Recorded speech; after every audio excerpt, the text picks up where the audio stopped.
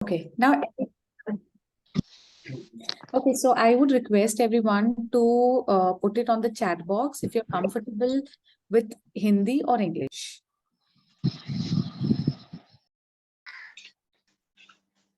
Whatever you feel, just put it in the chat box so that we can initiate the entire webinar in the same manner. So you're comfortable with Hindi or English? Which language?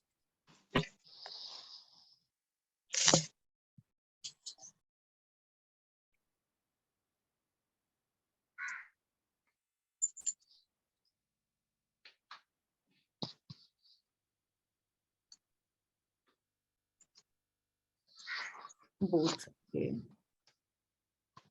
Perfect. Perfect. So कुछ लोग बोल रहे हैं both, कुछ लोग बोल रहे हैं English. So I'll do one thing. I will start in English. Okay. So we will merge both the languages here. Now, मैं अपना screen share कर रही हूँ. Just let me know if my screen is available to you. Okay. Is my screen visible to you? Just type yes in the chat box.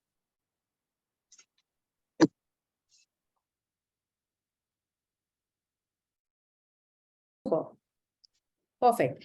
So now, okay, so this is Priyanka here. And it's been 10 years that I've been working in this industry of digital marketing. I have worked with VTP Reality for 2 years as a digital marketer there. Okay. So today's agenda is how you can market your product digitally. Okay. Now, before we get into it, can we mute everyone? Yeah, just mute yourself so that it'll be easy for me. Super. Now, the agenda of this meeting or of this webinar is to know how to sell real estate via digital marketing. Okay, so हम लोग आज जो देखने वाले हैं, सबसे पहले we will understand कि digital marketing होता क्या है, digital marketing के अंदर कौन से portals आते हैं जिसके ऊपर आप marketing कर सकते हैं.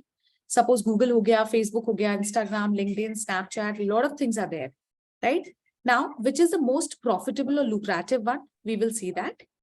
Now, the third one is, हमारा थर्ड एजेंडा ये रहने वाला है कि हम लोग अगर रियल एस्टेट में हैं, सो कौन से ऐसे टिप्स एंड ट्रिक्स है जिसके थ्रू हम अपने कैंपेन्स को ऑप्टिमाइज कर सकते हैं या परफॉर्मेंस बढ़ा सकते हैं.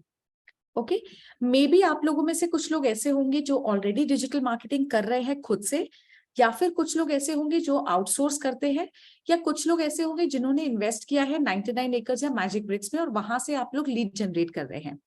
राइट, सो ऐसे सभी टाइप के लोग यहाँ पर हैं. I am going to help you out कि आप मैजिक ब्रेक्स हो, 99 एकर्स हो या फिर डिजिटल मार्केटिंग हो, यहाँ के सारे टारगेट ऑडियंसेस को कैसे ग्रैब कर सकते हैं. ठीक है. Now before we start, there is a statement given by Bill Gates. Now that statement is, if your business is not on the internet, then your business will be out of business. Now, ये जो statement है Bill Gates ने बोला है, वो ये बोल रहे हैं कि अगर आपका बिजनेस इंटरनेट पे नहीं है, इसका मतलब आपका बिजनेस में ही नहीं है, यानी कि एग्जिस्टेंस में ही नहीं है. Now the only reason why Bill Gates has said that is because आपने नोटिस किया होगा, अगर आप सपोज घर से ऑफिस जाते हो, ऑफिस से घर जाते हो, बहुत कम बार ऐसा होता है कि हमारी नजर होर्डिंग पे पड़ती है, राइट? क्योंकि हमारा जो टाइम है 24/7, जैसे हम लोग आज उठते हैं सुबह, सबसे पहले हम लोग अपना इंस्टाग्राम चेक करते हैं या फिर अपना फेसबुक चेक करते हैं, right? So we are there 24/7 on phone. Suppose अगर हम लोग ड्राइविंग कर रहे हैं, ड्राइविंग करने के टाइम पे हमारी नजर होर्डिंग के ऊपर चली जाती है, राइट? आप लोगों में से फिर भी काफी लोग होंगे जो होर्डिंग के ऊपर नजर रखते हैं. The only reason is because you want to find out कि कौन से बिजनेसेस या फिर कौन से रियल एस्टेट डेवलपर ने अभी नया लॉन्च किया है, राइट? अदरवाइज अगर आप थर्ड पार्टी के पॉइंट ऑफ व्यू से देखोगे, फॉर एग्जाम्पल, जैसे हमारा जो टारगेट ऑडियंस है, हमारा टारगेट ऑडियंस है आईटी वाले लोग, राइट? आईटी इंजीनियर्स है, या फिर हमारा टारगेट ऑडियंस है जो कॉल सेंटर्स के मैनेजर्स है, राइट? ये जो हमारा नॉर्मल टारगेट ऑडियंस है, ये लोग कितना होर्डिंग को देख रहे हैं और कितना इंस्टाग्राम पे है, ये हमें सोचना बहुत जरूरी है, राइट? बिकॉज बहुत कम लोग ऐसे होते हैं जो सिर्फ होर्डिंग को देख के डिसीजन लेते हैं, राइट? बहुत बार ऐसा होता है कि मैं 24/7 अपने फोन पे हूँ, फोन पे जो भी चीज आती है, I feel it as an authentic authentic platform to believe in, right? Hence Google ने कहा है या फिर हेंस बिल गेट्स ने कहा है कि अगर आपका बिजनेस इंटरनेट में नहीं है तो आपका बिजनेस एग्जिस्टेंस में ही नहीं है। Now when I talk about traditional marketing versus digital marketing, सबसे पहले हम लोग इन दोनों का डिफरेंस समझने का ट्राई करते हैं। द मेन डिफरेंस इज, आज के डेट पे आप कितने भी होर्डिंग्स लगा लो, आज के डेट में आप खड़े होकर ये नहीं बोल सकते हो कि मेरे उस होर्डिंग को देखा कितने लोगों ने है। यानी कि आप मेजर नहीं कर सकते हो कि आपका जो होर्डिंग है वो देखा कितने लोगों ने है और कितने लोग उससे कन्वर्ट हुए हैं। इसमें एक स्ट्रैटेजी जरूर है कि आप होर्डिंग के ऊपर कोई कॉन्टैक्ट नंबर, यूनिक नंबर दे दो, उस नंबर पे जितने भी कॉल आते हैं वो मेरे लिए कन्वर्जन हुआ, तो मुझे पता चल गया कि ये होर्डिंग, मेरा मतलब जो होर्डिंग एक्टिविटी है वो परफॉर्म कर रही है। लेकिन what about those people who have seen your ad but who have not called you directly, right? Suppose अगर 1000 लोग उस रोड से जाते हैं, 1000 लोगों में से कितने लोगों ने आपके उस होर्डिंग को देखा है, आज के डेट में आपके पास ऐसा मेजरेबल काउंट नहीं है, right? So it means traditional marketing में मेजर करना is quite difficult versus if I talk about digital marketing, it's quite measurable, right? It's easy to measure कि मेरा एडवर्टीजमेंट कितने लोगों ने देखा है, कितने लोगों ने देखने के बाद उस एडवर्टीजमेंट को क्लिक किया है या लाइक किया है या शेयर किया है, राइट? सो मुझे ये इंस्टेंट पता चल जाता है कि मेरे एडवर्टीजमेंट का परफॉर्मेंस कैसा रहा है, right? Now I give you another example. Suppose अगर आज आपने होर्डिंग लगा दिया, पैम्फलेट डिस्ट्रीब्यूट कर दिए, it's very difficult for you to जज कि मेरा जो क्रिएटिव है उसके ऊपर वो परफॉर्म कर रहा है या नहीं कर रहा है। अगर वो क्रिएटिव परफॉर्म नहीं कर रहा है तो I don't have that feasibility कि मैं आज ही उसका जो उसके ऊपर मैंने इमेज लगाया था वो हटा दूं और नया वाला डाल दूं। It's not feasible. But as far as digital marketing is concern, मुझे एक तो डेटा की क्लैरिटी है कि कितने लोग कन्वर्ट हो रहे हैं, कितने लोगों ने मेरा एडवर्टीजमेंट देखा है। नाउ सपोज अगर मेरा एडवर्टीजमेंट इंस्टाग्राम में 1000 लोगों ने देखा है, उसमें से 500 लोगों ने क्लिक किया है, यानी कि मेरा जो क्लिक थ्रू रेशियो है 50% है, मतलब मेरा एडवर्टीजमेंट काम कर रहा है, क्योंकि मेरा एडवर्टीजमेंट में लोग देख के क्लिक कर रहे हैं। वर्सेस अगर मेरा एडवर्टीजमेंट काम नहीं कर रहा है तो मैं क्या कर सकती हूँ, इंस्टेंट चेंजेस कर सकती हूँ, यानी कि मैं उस इमेज को इंस्टेंटली रिमूव करके नया इमेज रिप्लेस कर सकती हूँ without involving any charges for that, right? Now the third thing is, just imagine, कभी ऐसा हुआ है क्या कि आप जैसे आप इस पर्टिकुलर एक रोड से गए हो और वहां पे आपने जो होर्डिंग देखा था वही सेम होर्डिंग आपको हर जगह फॉलो कर रहा है। आप किसी ऑफिस में, किसी के ऑफिस में गए हो, वहां पे आपने होर्डिंग को बोला आप थोड़ी देर रुको करके, not at all possible, right? Versus now if I talk about digital marketing, digital marketing में रीमार्केटिंग करना पॉसिबल होता है। Now what do we mean by remarketing? Remarketing का सिंपल मतलब है फॉलो करना। Now I'll give you a very beautiful example here. Suppose अगर आप Amazon पे जाते हो और Amazon पे अगर आप वॉच ढूंढ रहे हो तो सबसे पहले आप सारी वॉचेस जहां दिखती है उस पेज के ऊपर लैंड होते हो, जिसे हम बोलते हैं product page, right? Now suppose अगर उस सारी वॉचेस में से मुझे एक पिंक कलर की वॉच पसंद आती है, अब मैं उस पिंक कलर की वॉच को एड टू कार्ट में डाल देती हूँ, राइट? अब जैसे ही मैं उस वॉच को एड टू कार्ट में डालती हूँ, Amazon क्या करता है, अगर आपने एड टू कार्ट से उस पर्टिकुलर वॉच को खरीद लिया, यानी कि चेकआउट पेज पे आप चले गए, तो आपका सेल हो गया, राइट? यानी कि Amazon का सेल हो गया, the entire cycle is done. लेकिन अगर सामने वाले यूजर ने उस वॉच को एड टू कार्ट में डाल दिया और उसके बाद वो वेबसाइट से निकल गया, जब एक्चुअली क्रेडिट कार्ड स्वाइप करने की बारी आई थी तो हम लोग एक से दो बार सोचते हैं, do I really need this product? क्योंकि हमें पता है कि कोई भी प्रोडक्ट को एड टू कार्ट में डालने के लिए कोई कॉस्ट इन्वॉल्व नहीं है, so we become very impulsive. अब मैंने उस प्रोडक्ट को अगर एड टू कार्ट में डाल दिया है, उसके बाद वाला जो स्टेप है खरीदने का, खरीदने के टाइम पे I start thinking, do I need this product? Now suppose अगर मुझे उस प्रोडक्ट की जरूरत नहीं है तो मैं क्या करूंगी, मैं उस वेबसाइट से निकल जाऊंगी। नाउ व्हाट Amazon डज, अब उस वेबसाइट से निकलने के बाद आप जहां पे भी जाते हो, आपने नोटिस किया होगा, इंस्टाग्राम, फेसबुक, गूगल या किसी भी वेबसाइट पे चले जाओ, वो वॉच आपको हर जगह फॉलो करती है, right? This is what we call it as remarketing. Now so digital marketing में रीमार्केटिंग करना अवेलेबल है, right?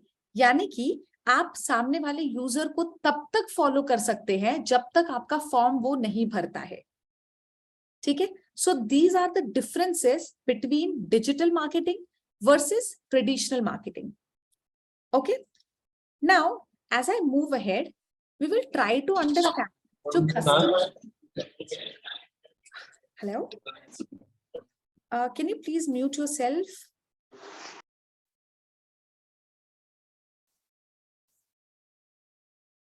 Okay, now suppose if I talk about customers buying cycle. Now suppose अगर मुझे किसी को कोई चीज सेल करनी है तो पहले मुझे अंडरस्टैंड करना होगा कि मेरा जो कस्टमर है उसका बाइंग साइकिल कैसा होता है, ठीक है? चलो हमारे केस में हम लोग बाइंग साइकिल चेक करते हैं. सबसे पहला, या तो नीड होती है. फॉर एग्जाम्पल अगर मेरा टारगेट ऑडियंस है जिसको 2 BHK फ्लैट्स खरीदने हैं, ठीक है? सपोज मुझे अगर 2 BHK फ्लैट खरीदना है तो मेरा जो बाइंग साइकिल है वो कैसा होगा? सबसे पहले नीड ऑलरेडी होगी, right? There are two things. First thing, या तो उसको 2 BHK फ्लैट्स खरीदना है या तो फिर हम लोग उसको टेम्प्ट कर सकते हैं कि वो 2 BHK फ्लैट्स के बारे में सोचे. अगर उसके पास पोटेंशियल पावर है तो हम लोग नीड जनरेट कर सकते हैं कि बॉस ये किसी कंपनी में, सपोज ये सिम्बाइसिस में है और सिम्बाइसिस कंपनी में ये मैनेजर की पोस्ट पे है.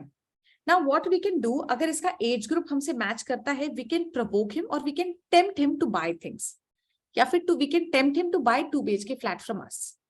Second, need is already there. तो सबसे पहले तो नीड होना बहुत जरूरी है कि सामने वाले को नीड है, मुझे अभी घर खरीदना है. अब सपोज अगर सामने वाले को घर खरीदना है तो उसका जो बाइंग साइकिल होगा नेक्स्ट ये होगा कि वो गूगल पे जाएगा. गूगल पे जाके सबसे पहले सर्च करेगा 2 BHK फ्लैट्स इन महालुंगी सपोज, या 2 BHK फ्लैट्स इन खराड़ी, ठीक है? बहुत बार ऐसा होता है कि he is not very much sure उसको कहाँ लेना है, इसलिए उनका जो सर्च क्वेरी होगा वो ये होगा 2 BHK फ्लैट्स इन पुणे. डन. नाउ जैसे ही वो 2 BHK फ्लैट्स डालते हैं उसके बाद उसके सामने 5 कंपनीज की एडवर्टीजमेंट दिखती है टॉप पे, राइट? अगर आप कभी गूगल एड्स पे गए होंगे, गूगल एड्स पे जब आप डालते हो 2 BHK फ्लैट्स इन पुणे, आपको 5 कॉम्पिटिटर्स की एडवर्टीजमेंट दिखती है, राइट? अब वो 5 कॉम्पिटिटर्स की एडवर्टीजमेंट पे you need to make sure that your ad copies are such that the person is getting tempted to click on your ad. आगे मैंने कुछ स्ट्रैटेजीज दी है जहां पे हम लोग क्लिक थ्रू रेशियो बढ़ा सकते हैं, या फिर जब भी हमारा एड दिखे तो सामने वाला हमारी एड को क्लिक करे. इसके लिए मैंने आगे सारी स्ट्रैटेजीज दी हुई है. Firstly we are just trying to understand the entire buying cycle, ठीक है? नाउ सपोज अगर मैंने कोई चीज सर्च की, मुझे 5 में से किसी एक की एड बहुत अच्छी लगी. अब जिसकी एड मुझे अच्छी लगी है उसके ऊपर I will click. Now once I click on it I will visit their landing page, right? Ad click करने के बाद मैं सामने वाली जो कंपनी है उसके लैंडिंग पेज के ऊपर लैंड होती हूँ, यानी कि वेबसाइट के ऊपर लैंड होती हूँ, राइट? अब जब मैं वेबसाइट के ऊपर लैंड होती हूँ, there are 2 things that I do.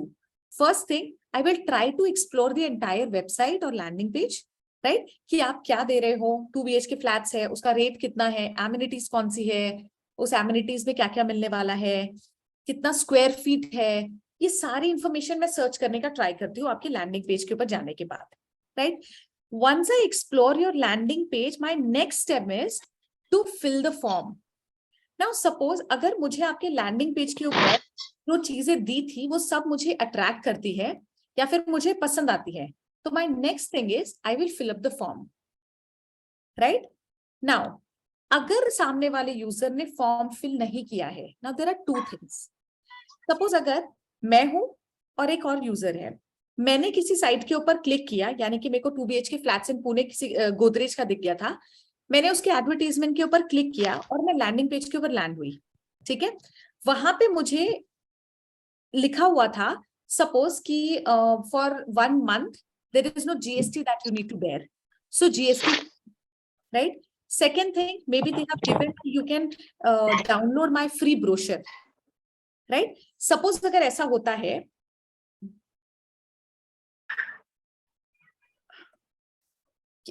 Mr. Ketan, can you please mute yourself?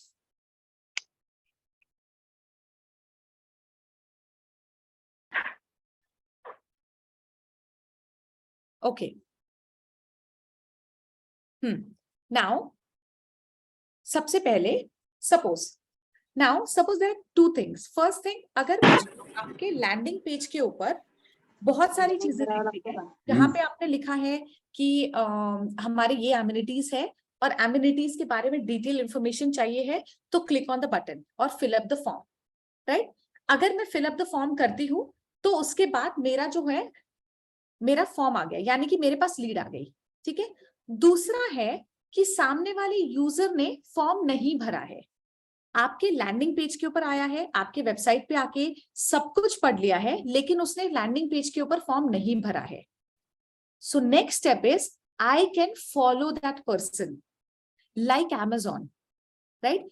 आप गूगल एडवर्ड्स में, फेसबुक में, इंस्टाग्राम में, ये सारे पोर्टल से रीमार्केटिंग कर सकते हैं।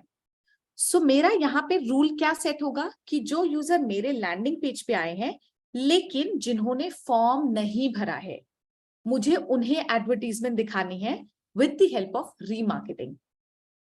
Okay, so this is our entire buying cycle. Now इस सारे बाइंग साइकिल में तीन चीजें सबसे ज्यादा इंपॉर्टेंट है। सबसे पहली चीज ये कि जब भी कोई सामने वाला यूजर आपके प्रोडक्ट के लिए या सर्विस के लिए सर्च कर रहा है, you need to make sure that you are there on top. आपकी एडवर्टीजमेंट टॉप पे दिखनी चाहिए, राइट। क्योंकि सबसे पहले यूजर गूगल पर ही जाता है। अगर मुझे कोई चीज खरीदनी है, कुछ भी करना है, सबसे पहले मैं गूगल के ऊपर जाऊंगी और वहां पे मैं चीजें सर्च करूंगी। नाउ सपोज अगर मुझे कुछ अच्छा लगता है गूगल के ऊपर, कोई ad copy, we need to make sure कि मेरी एड कॉपी उतनी अट्रैक्टिव हो। अब सामने वाले ने मेरी एड कॉपी को क्लिक कर दिया, अब वो मेरे लैंडिंग पेज के ऊपर गया है। Now second step is you need to make sure कि आपका जो लैंडिंग पेज है that has to be very attractive. When I say attractive, it means उसको जो इन्फॉर्मेशन चाहिए है यूजर को, वो सारी इन्फॉर्मेशन आपको डालनी है। फॉर एग्जाम्पल, आपका स्क्वायर फीट कितना है, आपका प्राइसिंग कितना है। हाँ, एक और चीज, you should never disclose your price on the landing page. You should never do that, क्योंकि कुछ इंफॉर्मेशन ऐसी भी रखनी चाहिए जिसके लिए उसे फॉर्म भरना पड़े। अगर आपने सारी इंफॉर्मेशन दे दी तो वो सामने वाला यूजर फॉर्म ही नहीं भरेगा। सो जब भी आप लैंडिंग पेज के ऊपर होते हो, लैंडिंग पेज के ऊपर आपको कॉन्टैक्ट डिटेल्स देना है, WhatsApp, SMS, contact details, everything you should give. The only thing that you should not give is pricing, so that people will definitely call you or they will fill up the form in order to get the details about the pricing. Okay, now when I talk about landing page, वहां पे आपको कुछ contact forms डालने होंगे with different reasons. For example, अगर मैं बात करती हूँ pricing की, तो वहां पे हम लिख सकते हैं disclose our pricing, right? या फिर know about our pricing, और you will have to fill up the form to get the pricing. ठीक है। Second हो सकता है free consultation, ठीक है, कि आपको कहाँ पे इन्वेस्ट करना चाहिए है। अगर आप एक इन्वेस्टर हो तो आपको फ्री कंसल्टेशन हम लोग दे सकते हैं कि आपने कहाँ इन्वेस्ट करना चाहिए है, ठीक है। तो ऐसे हमें कुछ कॉन्टैक्ट फॉर्म्स डालने होंगे with different reasons. Now last but not the least is, अगर वो फॉर्म नहीं भरता है तो उसे हमें रीमार्केट करना है। सो this is the customers buying cycle. Now if I move ahead, Now there are two types of marketing. Digital marketing में हमेशा दो टाइप की मार्केटिंग होती है। सबसे पहला होता है पुश मार्केटिंग, सेकंड होता है pull marketing. Now what is the difference between these two? Now suppose अगर मैं बात करती हूँ पुश मार्केटिंग की, सो इसका मतलब बहुत ही क्लियर है कि सामने वाले को जरूरत नहीं है, बट आप अज्यूम कर रहे हो उसके ऑनलाइन बिहेवियर के हिसाब से कि बॉस इसको घर की जरूरत हो सकती है अभी, ठीक है। फॉर एग्जाम्पल, सपोज जैसे कि आपको पता होगा कि जब लड़के की शादी होती है तो उसको घर पूछा जाता है, घर है क्या, राइट। अगर उसकी शादी हो रही है तो उसका जो ऑनलाइन बिहेवियर होगा वो बहुत ज्यादा इंक्लाइंड होगा मैरिज से, राइट। वो ऐसे ऐसे साइट्स पे जाएगा जहां पे वो शॉपिंग कर रहा होगा मैरिज से रिलेटेड, राइट। अभी जो ऐसे लोग हैं, जैसे कि अगर सपोज मुझे जो भी लड़के, फॉर एग्जांपल जो मेन होते हैं, उनके लिए तो सबसे बड़ा क्राइटेरिया ही ये रहता है सामने से कि बॉस मैरिड, मतलब you are getting married so you must have a home, right. So ऐसे लोगों को भी आप डायरेक्टली टारगेट कर सकते हो। सो दिस इज पुश मार्केटिंग, कि मैं अज्यूम कर रही हूं कि ये मेरा टारगेट ऑडियंस हो सकता है।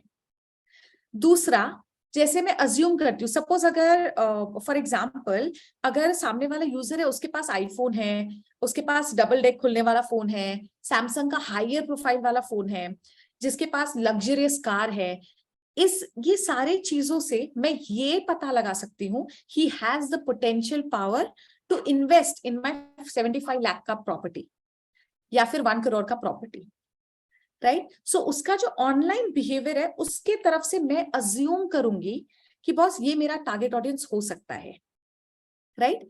यानी कि सामने वाले ने खुद से सर्च नहीं किया है कि मुझे घर खरीदना है, मैं ये अज्यूम कर रही हूँ he has money, so he must invest somewhere, so I can show him कि कहाँ इन्वेस्ट करना है, right.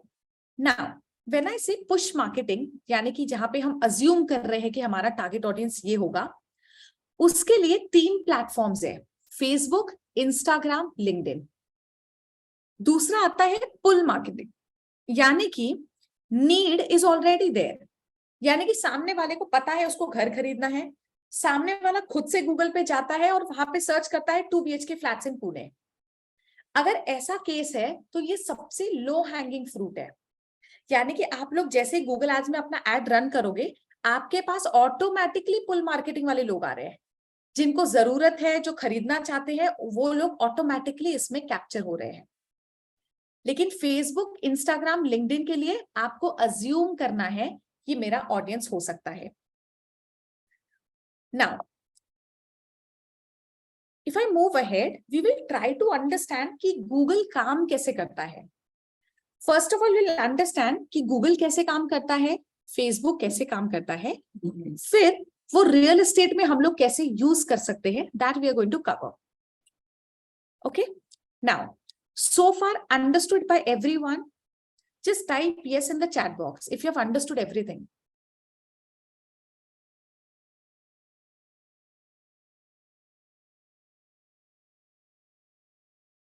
Okay, Tarun says yes, Praveen says yes, Nishit yes, Kshitiz yes, Praveen yes. Okay, superb. Supreme yes, Ashwin yes, superb. Perfect, perfect, superb. So I think yes, Nilesh says yes, Karthik yes. Awesome, awesome. So it means that you're understanding everything. Now we'll move ahead. Now when I say Google कैसे काम करता है, so now let me tell you how Google works. सबसे पहले Google user के पास गया, user को ये बताने के लिए कि बॉस मेरे प्लेटफॉर्म में आपको जो चाहिए, जो इंफॉर्मेशन चाहिए है, वो सब मिलेगी, राइट। नाउ अब ये सुन के सारे यूजर गूगल के ऊपर आ गए कि बॉस यहाँ पे सब इंफॉर्मेशन है, राइट। नाउ जस्ट इमेजिन अगर गूगल ने मुझे आज बोल दिया कि आपके हर सर्चेस के ऊपर आपको 5 रुपीज लगने वाला है, डू यू रियली थिंक कि हम लोग गूगल में आते भी कभी? ऑफ कोर्स नहीं आते, right. Just because Google is completely free, hence we are coming there, right.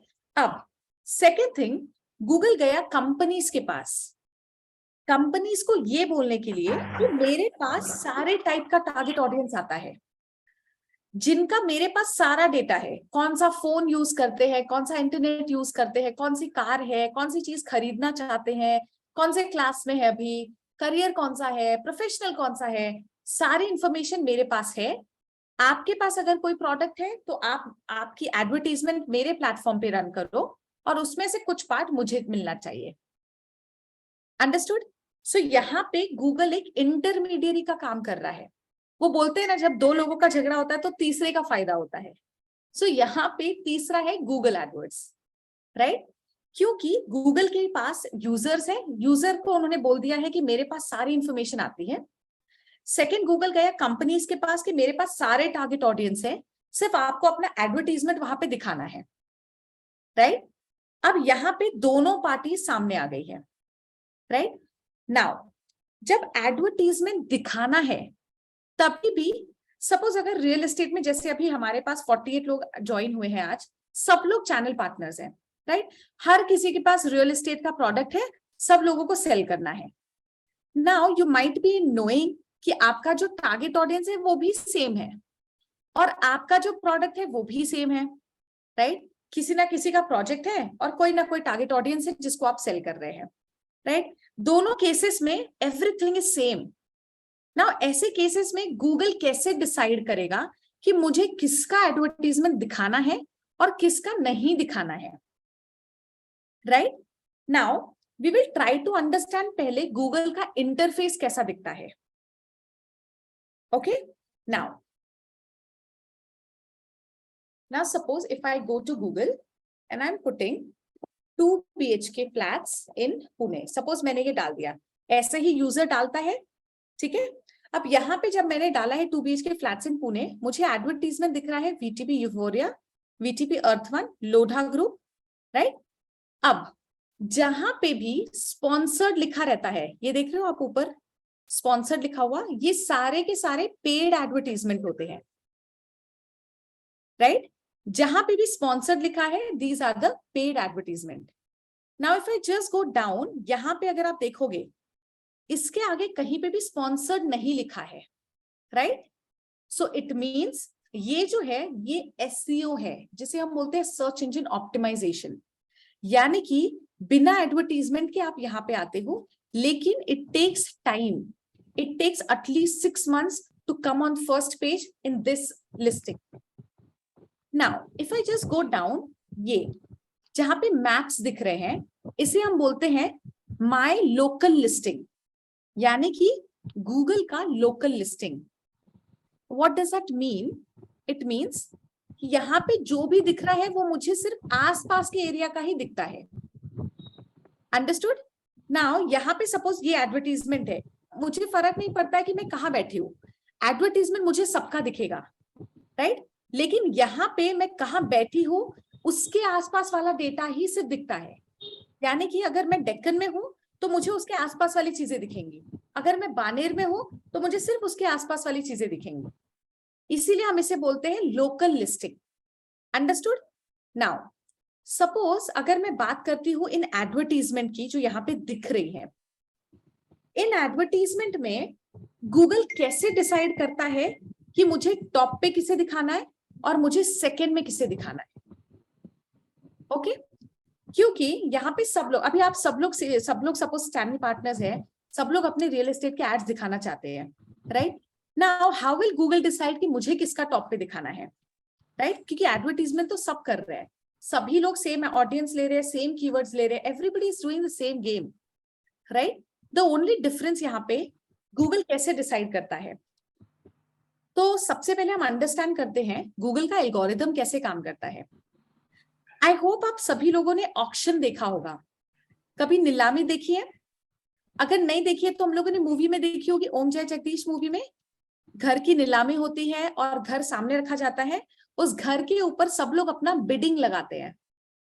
Similarly हम लोग गूगल में भी बिडिंग लगाते हैं, बस ऑक्शन में कैसा होता है, जिसका बिड सबसे ज्यादा होगा वो घर उसका हो जाता है, यानी कि वो प्रोडक्ट उसका हो जाता है।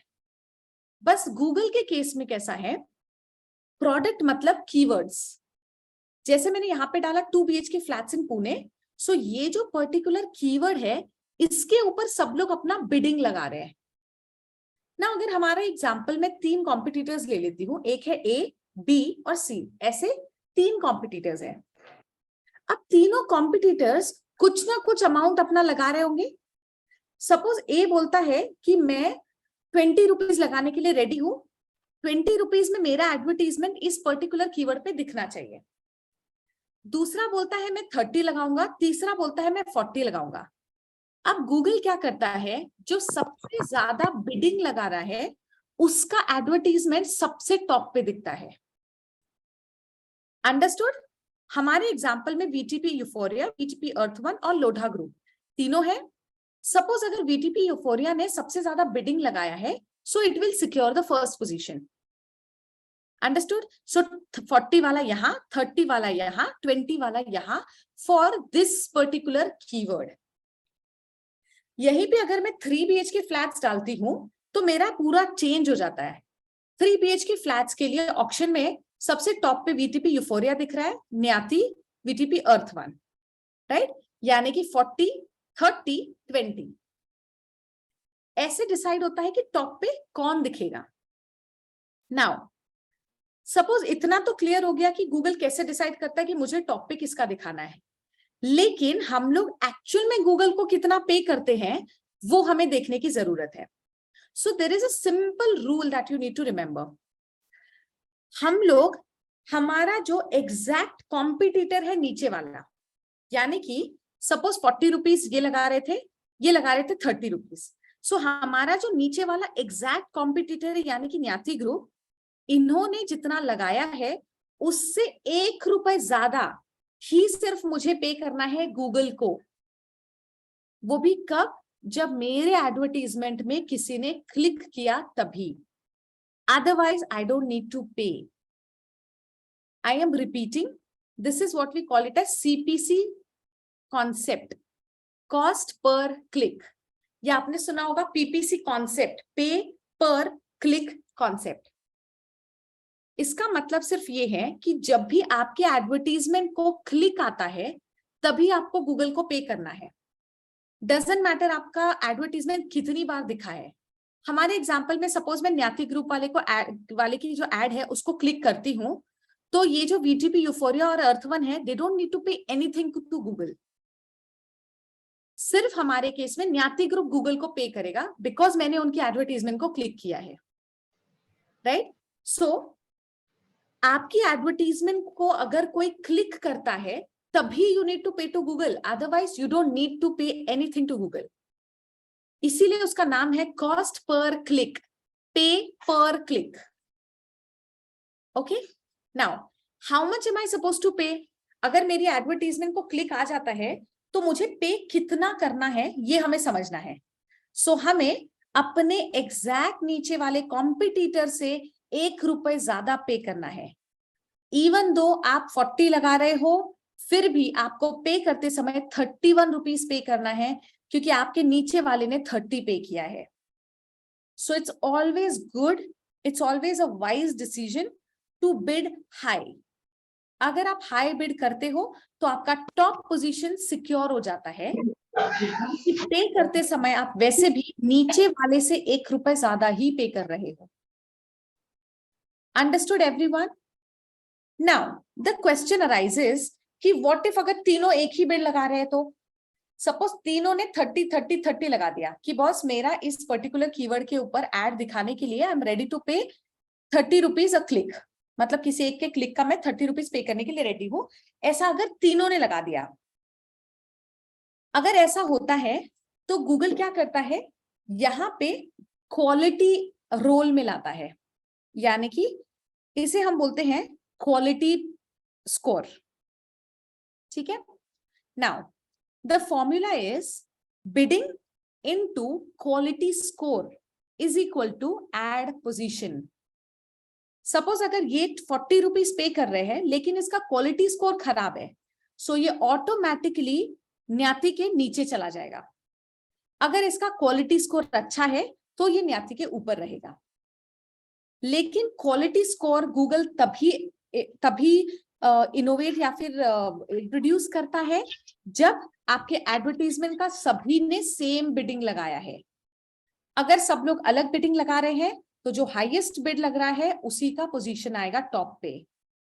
ठीक है? And how much you need to pay when you get a click?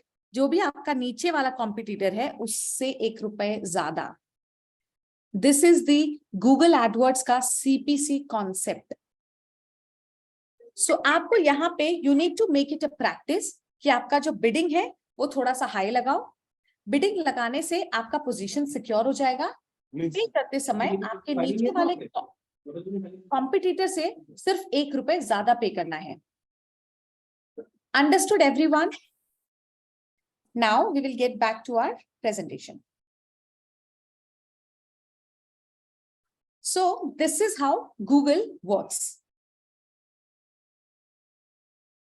Okay, now there are some questions that people are asking here. First question is Saurabh Patil is asking कि हमें कैसे पता चलेगा कि कॉम्पिटिटर कितना bid लगा रहा है. Very beautiful question. Now I'll tell you how we work on this front. Now सबसे पहले आपको कॉम्पिटिटर का बिडिंग गूगल कभी नहीं बताता है. This is the first rule. Second thing, अगर आपको पता करना है कॉम्पिटिटर का बिडिंग कितना है, तो मैं आपको यहाँ पे एक स्ट्रैटेजी बता रही हूँ. That strategy you need to remember. Now the strategy is, आपको हमेशा एक हफ्ते में, हर हफ्ते, सपोज आप अगर मंडे को कैंपेन चालू करते हो, तो सैटरडे को आपको अपना एड पोजीशन चेक करना है कि आपका एड का पोजीशन कितना आ रहा है पूरे हफ्ते में.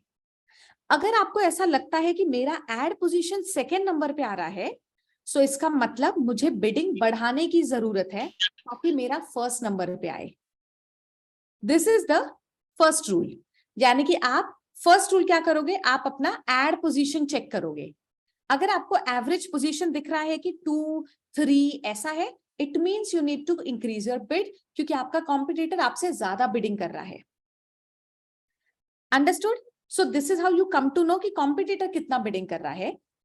एक्चुअल में गूगल ने खुद से आपको बताया नहीं है. You need to check it with the help of your own average position. Understood? Now, okay, what is the difference between PPC and CPC? There is no difference. Both of them are same. Just the full form is different. PPC यानी कि pay per click, CPC is cost per click. That's it. Both of them are same. Okay. Now, Saurabh, I hope you got the answer. Yes. Thank Super, super. Now, next one is, what if someone clicks on sponsored ad and left in middle without filling form? Awesome. Now suppose इनका question ये है कि suppose अगर हमारी advertisement को किसी ने click कर दिया लेकिन फॉर्म नहीं भरा. नाउ रिमेंबर वन थिंग, आपके पैसे कट चुके हैं. सामने वाला जैसे ही आपकी एडवर्टीजमेंट को क्लिक करता है, आपके पैसे कट जाते हैं. वो पैसे आपको रिफंड नहीं मिलते. ठीक है. नाउ गूगल का आपको एक चीज अंडरस्टैंड करनी है, गूगल का सिर्फ एक ही काम है, आपके वेबसाइट तक लोगों को पहुंचाना. आपके वेबसाइट पे जाके लोग फॉर्म भर रहे हैं या नहीं भर रहे हैं, वो उनका प्रॉब्लम नहीं है. सिर्फ गूगल एक ही काम करता है, लोगों को आपकी वेबसाइट तक भेजेगा. वो वेबसाइट तक भेजने का पैसा ले रहा है. इसीलिए उसने क्या किया है, क्लिक के ऊपर पैसे लिए हैं कि आप मेरे को क्लिक लाके, मैं आपको क्लिक लाके देता हूं, आप मुझे क्लिक के पैसे दो. जैसे ही सामने वाला यूजर आपकी साइट के ऊपर गया, आपके पैसे कट हुए. अब उसने अगर फॉर्म नहीं भरा, there is only one thing that you can do. Okay, there are 2 things that you can do. पहला, आप अपने वेबसाइट पे एग्जिट पॉपअप लगा दो. When we say exit popup, इसका मतलब क्या है, जैसे ही कोई भी यूजर आपकी वेबसाइट से बाहर निकलने जाता है, यानी कि वो क्रॉस बटन दबाने के लिए जाता है, इमीडिएटली आपका एग्जिट पॉपअप खुल जाता है. और उस एग्जिट पॉपअप में आप बोल सकते हो, last day to apply for this particular offer, did you check out our offer. ऐसा कोई टेम्पटेशन दो जहां पे वो फॉर्म भरने के लिए टेम्प्ट हो जाए. ठीक है. सो पहला, आप एग्जिट पॉपअप लगा लो. जैसे कोई बंदा आपका कोई भी यूजर, इसके लिए बहुत सारे टूल्स आते हैं. फॉर एग्जांपल ऑप्टिन मॉन्स्टर हो गया, ऐसे बहुत टूल्स आते हैं. आपको वो टूल्स के यूज से एग्जिट पॉपअप इंप्लीमेंट करना है. तो कोई भी यूजर आपकी वेबसाइट जैसे ही छोड़ने जाता है, वैसे ही वो पॉपअप खुल जाता है, और सामने वाला यूजर अगर टेम्प्ट हो गया तो वहीं के वही फॉर्म भरेगा. Second thing that you can do is, you can run remarketing. So जिन लोगों ने आपके वेबसाइट पे आके भी फॉर्म नहीं भरा है, आप उनको रीमार्केटिंग कर सकते हो. रीमार्केटिंग बहुत ही कॉस्ट इफेक्टिव है. यानी कि गूगल पे अगर आप 50 रुपए का एक क्लिक का पैसा दे रहे हो, तो यहाँ 50 रुपए में 1000 लोगों तक ऐड दिखा सकते हो with the help of remarketing. Nilesh, I hope you got the answer. Yes, but I want to know how to do remarketing. Okay, so the execution part, I don't think so we can, we can complete today. We are just trying to understand. In the next session, next scheduled session, we will complete all the execution part also. Okay. Okay. Yes. Now, next one is how Facebook works. Now we will understand Facebook कैसे काम करता है. जैसे Google था, Google सबसे पहले user के पास गया ये बोलने के लिए कि बॉस मेरे पास सारी इंफॉर्मेशन है. वैसे ही फेसबुक ने क्या किया, यूजर के पास गया और वहां पे बोला, आपको जिसको स्टॉक करना है आप यहाँ पे कर सकते हो. आपको अपनी पर्सनल प्रोफाइल बनानी है, और आप यहाँ पे पर्सनल प्रोफाइल बनाने के बाद, okay, am I Audible?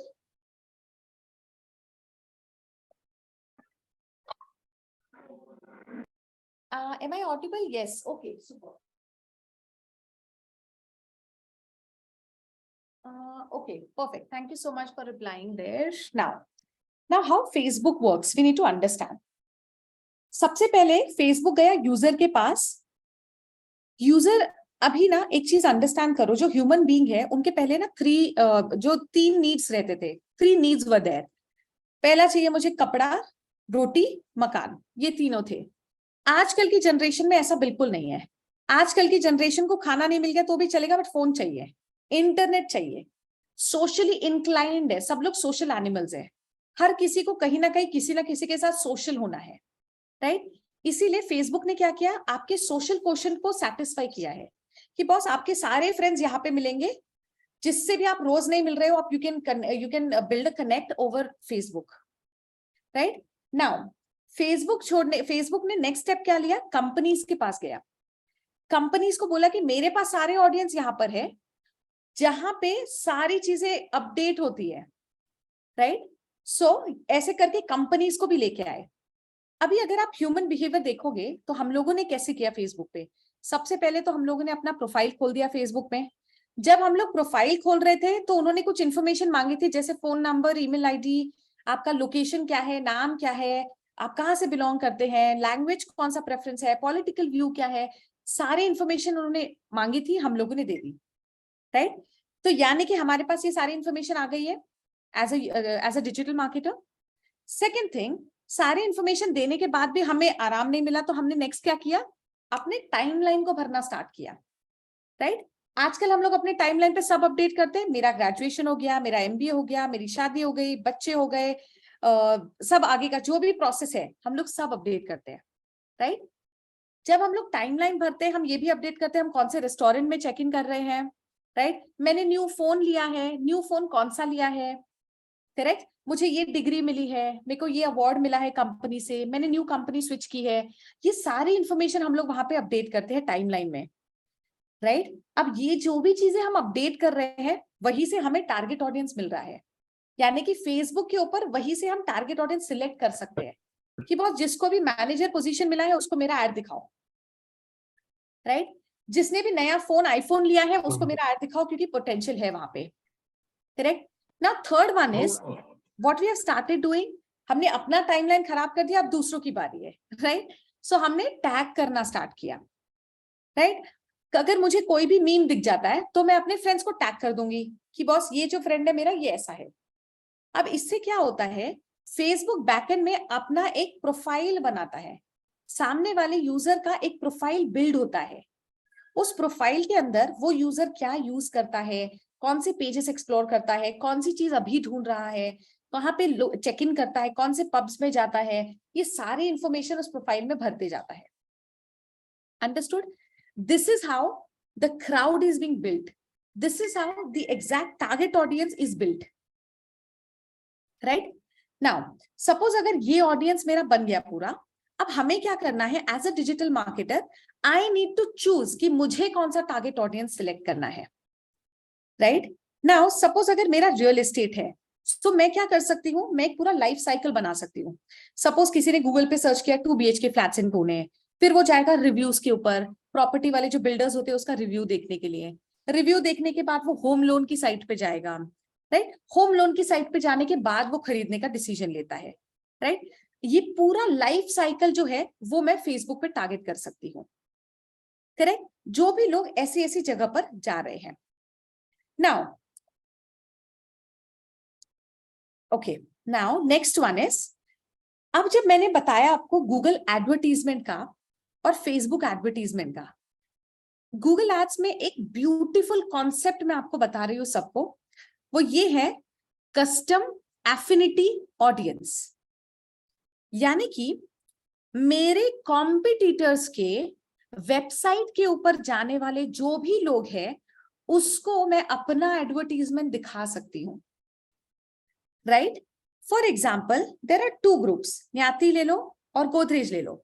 Suppose अगर जो भी सपोज न्याती वाला भी एडवर्टीजमेंट करेगा, अब न्याती के पेज के ऊपर यानी कि न्याती के लैंडिंग पेज के ऊपर जो भी ऑडियंस जा रहा है उस ऑडियंस को मैं यानी कि गोदरेज ट्रैक कर सकता है और उसको अपना एडवर्टीजमेंट दिखा सकता है. This is what we can do with the help of custom affinity audience. So अगर आप किसी डिजिटल मार्केटर से काम करवा रहे हैं या फिर कोई एजेंसी है जिसको हायर किया है, you can ask them to make sure कि वो कस्टम एफिनिटी ऑडियंस रन कर रहे हो। इसका मतलब क्या होता है कि सामने वाला यूजर जिस भी कॉम्पिटिटर के वेबसाइट पे गया, जैसे ही वो कॉम्पिटिटर का वेबसाइट छोड़ के कहीं और जाता है, वहां पे हम अपनी एड उसको दिखा सकते हैं। Understood? Now tips to be on top on Google search ads. Now यहाँ पे छोटे मोटे टिप्स मैंने ऐड किए हैं, that you can of course take a screenshot of this slide if you want, okay, ताकि आप अपने एडवर्टीजमेंट के ऊपर थोड़ा सा वर्कआउट कर सके। सबसे पहला है bidding matters big time. Trust me on this, the more you bid, the more the top position you will get. So आपको जो अपना bidding है, थोड़ा सा you will need to play with your bidding. I am not saying to increase your daily budget. If you are keeping daily budget of 1000 rupees, keep it as it is. I am just saying कि 1000 rupees में ही आपका जो bidding amount है वो higher करो, ताकि आप top पे दिखोगे तो आपके एडवर्टीजमेंट के ऊपर क्लिक आएंगे एंड ऑफ कोर्स अल्टीमेटली आपको लीड्स आएंगी। Second thing, keyword insertion. जो आपकी एड कॉपीज होती है उसमें आपको कीवर्ड इंसर्शन डालना है। नाउ व्हेन वी से कीवर्ड इंसर्शन, उसका मतलब क्या है? सपोज मैं अगर कीवर्ड इंसर्शन डालती हूं, सो गूगल में अगर कोई यूजर जाता है, फॉर एग्जाम्पल सपोज जैसे मेरे एग्जाम्पल में मैंने यहाँ पे डाला था 3 BHK फ्लैट्स इन पुणे, ठीक है। Now I put 2 BHK flats in Mahalunge. I'll take it as Pune only, ताकि मुझे ज्यादा एड्स दिखे। हाँ, नाउ सपोज अगर मैंने कीवर्ड इंसर्शन किया है, ठीक है, कीवर्ड इंसर्शन करने से क्या होता है, जो यहाँ पे सामने वाला यूजर सर्च कर रहा है वही सेम कॉपी हो जाता है और यहाँ के टाइटल में पेस्ट हो जाता है automatically. This is what we call it as keyword insertion. इसका सबसे बड़ा फायदा है आपको क्लिक्स बहुत ज्यादा आएंगे, क्योंकि सामने वाला जो यूजर है उसे क्या लगता है कि सामने वाले हाँ, sorry to disturb, like now यहाँ पे सपोज मैंने डाला 2 BHK फ्लैट्स इन पुणे, तो अब क्या होगा, कीवर्ड इंसर्शन के थ्रू यही सेम चीज कॉपी होगी और इस टाइटल में पेस्ट हो जाएगी। And it's a human tendency, अगर मुझे सेम चीज दिख रही है तो मैं जल्दी क्लिक इसके ऊपर करूंगी, right? The only reason is because मुझे यहाँ पे रेलिवेंस ज्यादा लग रहा है। इसीलिए you need to make sure कि आप अपने सारी एड कॉपीज में कीवर्ड इंसर्शन डालें, ओके, ताकि इससे आपका क्लिक थ्रू रेशियो बढ़ेगा, आपके एडवर्टीजमेंट के ऊपर क्लिक्स बहुत आएंगे। Third one is you need to make sure कि आप अपने एड कॉपीज में ये सारी चीजें डालें। You need to highlight your location big time. If you think कि आपका लोकेशन बहुत अच्छा है, you need to highlight your location and its proximity, price and configuration. Now why I am saying ad copy में price डालना है, the only reason is क्योंकि आप हर एक क्लिक का पैसा दे रहे हो। अगर आपको ऐसा क्लिक आ गया जिसका बजट ही 30 लाख था, इट्स ऑफ नो यूज। अगर आप प्रोडक्ट सेल कर रहे हो 70 लाख का, सो इट्स ऑलवेज गुड अगर आप वहां पे क्लियर मेंशन करोगे बॉस मेरा प्रोडक्ट 70 लाख का है, तो भले ही आपको क्लिक कम आएंगे लेकिन जो आएंगे वो रेलिवेंट होंगे। Because our motive is not to get more clicks, our motive is to get relevant clicks, right? So हमें क्या करना है, अपनी एड कॉपीज में क्लियरली मेंशन करना है कि बॉस हमारा जो प्रोडक्ट है उसका प्राइसिंग ये है। If you can really afford it, or if you have a plan of buying such a property, then only click, right? क्योंकि हम लोग हर एक क्लिक का पैसा दे रहे हैं। Next is talk about the subtle needs and not the needs at face value. For example, मुझे ये नहीं बताना है कि स्विमिंग पूल है, डबल डेक स्विमिंग पूल है, हॉट स्विमिंग पूल है। You don't need to talk about all this. Since you're dealing into real estate, you are actually dealing in a very emotional sector. एक घर लेना बहुत emotional thing होती है हर किसी के लिए। लाइफ में हम लोग 1 या 2 ही घर लेते हैं, राइट? अब जब हम घर लेते हैं तो हम लोग अपने पूरे फैमिली को पिक्चर करके लेते हैं, राइट? हम लोग अपने पूरे फैमिली को कंसिडर करके लेते हैं कि बॉस अगर मेरा किड है तो क्या करेगा, मेरे ओल्ड पेरेंट्स है तो वो कहाँ जाएंगे, मैं हूं तो मैं कहाँ जाऊंगा, मैं 24/7 अगर ऑफिस में हूं तो मेरे फैमिली को कोई सेफ्टी सिक्योरिटी है या नहीं है, राइट? सो आपको अपने एडवर्टीजमेंट में ये सारी बातें करनी है कि बॉस आपकी फैमिली सेफर हैंड में है, क्योंकि हमारा जो सिक्योरिटी सिस्टम है वो ऐसा है, हमारे पास डिजिटल लॉक है जिसकी वजह से कोई एंटर नहीं कर पाएगा. You need to talk about all this from this perspective. ठीक है? क्योंकि अगर मैं किसी को बताती हूँ कि बॉस मेरा स्क्वायर फीट इतना है, इतना घर है, ये ऑफिस के लिए ठीक है, मुझे अगर ऑफिस खरीदना है सामने वाले यूजर को, तो वो बहुत प्रैक्टिकल सोचता है. लेकिन अगर किसी को घर खरीदना है, दे थिंक वेरी इमोशनली कि मेरे फैमिली है, मुझे उनका भी देखना है, मेरे फैमिली को भी सब कुछ मुझे सर्व करना है, उसके हिसाब से मैं देखूंगा. Right? So you need to talk about your status, family, dreams, everything. Now, when you're talking about amenities, you should talk about the amenities related to their dependencies, right? अगर जैसे फॉर एग्जांपल पार्टी के लिए club house है, तो आपकी जो wife है वो पार्टी कर सकती है वहां पे. सीनियर सिटीजन के लिए पार्क है, किड्स का प्ले एरिया है. अगर आप एडवर्टीजमेंट देखोगे, जो सबसे ज्यादा क्लिक्स आते हैं वो ऐसे ही एडवर्टीजमेंट पे आते हैं जिसके ऊपर आप डिपेंडेंसी के एमिनिटीज की बात कर रहे हो. अगर आप बोलोगे मेरे पास जिम है, you might not get those many leads or those many clicks, but if you say कि आपके kids के लिए ये है, क्लब हाउस है, सीनियर सिटीजन के लिए भी पार्क है, you will get lot of clicks. You don't need to talk to the person जो खरीदने वाला है. You should talk to his dependencies. Okay? Now, give them a reason why they should trust on you. Suppose अगर आपका number 1 real estate developer है, कोई भी एक पर्टिकुलर कंपनी का जो भी आपका प्लस पॉइंट है, यूएसपी है, कि ये इतने साल से लेगेसी बिल्ड किया हुआ है, you need to talk about that also, because everybody wants to go ahead with brands. Now, for example, 2 BHK flats in Kharadi, Pune, near Eon IT Park. So Eon IT Park हमारा target audience है, उनको हमने बता दिया कि घर पास में ही है, तो आपका घर पे पास में है तो आप आना जाना कर सकते हो. Starting at ₹62 lakhs. If you have this budget, then only you please click. A home with kids play area, senior citizen, party club house for your family. Right? Now, next one is adwords का structure कैसा है. जब भी आप Google AdWords run करते हो, आपका structure जो है वो इस तरह होना चाहिए. सबसे पहले बनता है कैंपेन, एड ग्रुप्स, कीवर्ड्स. अभी एक चीज हमेशा याद रखो, एक डिजिटल मार्केटर का दूसरे डिजिटल मार्केटर या फिर एक कंपनी का दूसरे कंपनी में डिफरेंस यहाँ पे सिर्फ इसी का आता है कि आपका कितना इन डेप्थ गूगल एड्स का स्ट्रक्चर है. Right? So you need to make sure कि आपका जो स्ट्रक्चर है वो काफी इन डेप्थ होना चाहिए. For example campaign, ad group, keywords, ad copies, extensions. ठीक है? नेक्स्ट वन इज आपका जो कीवर्ड मैच टाइप रहेगा, that has to be phrase match and negative match. Don't keep it open. कभी कभी हमें गूगल एडवर्ड्स में पता नहीं रहता कैसा करना है, हम लोग ब्रॉड कर देते हैं, डायरेक्ट डाल देते हैं 2 BHK फ्लैट्स इन पुणे. अब कोई फ्लैट फॉर रेंट भी ढूंढ रहा होगा, तभी भी हमारा एडवर्टीजमेंट ट्रिगर हो जाता है और सामने वाला क्लिक कर देता है बिकॉज वो बिल्डर का दिख रहा है. राइट? लेकिन वो हमारा टारगेट ऑडियंस है क्या? बिल्कुल नहीं है. इसीलिए what you need to do is आपको नेगेटिव मैच में डालना है रेंट वर्ड को, फ्री वर्ड, रेंट वर्ड, ये सारे वर्ड्स को आपको नेगेटिव करना है कि बॉस मेरा एडवर्टीजमेंट इसके ऊपर ना दिखे. Right? Last but not the least in Google AdWords is search term report. You need to keep an eye on your search term report. मतलब कौन से कीवर्ड पे मेरा एड ट्रिगर हो रहा है वो मुझे हमेशा पता रहना चाहिए. आपको हमेशा सर्च टर्म रिपोर्ट, अगर आपकी एजेंसी है या कोई है जो कर रहा है, उसको आपको हमेशा सर्च टर्म रिपोर्ट मंगाने हैं.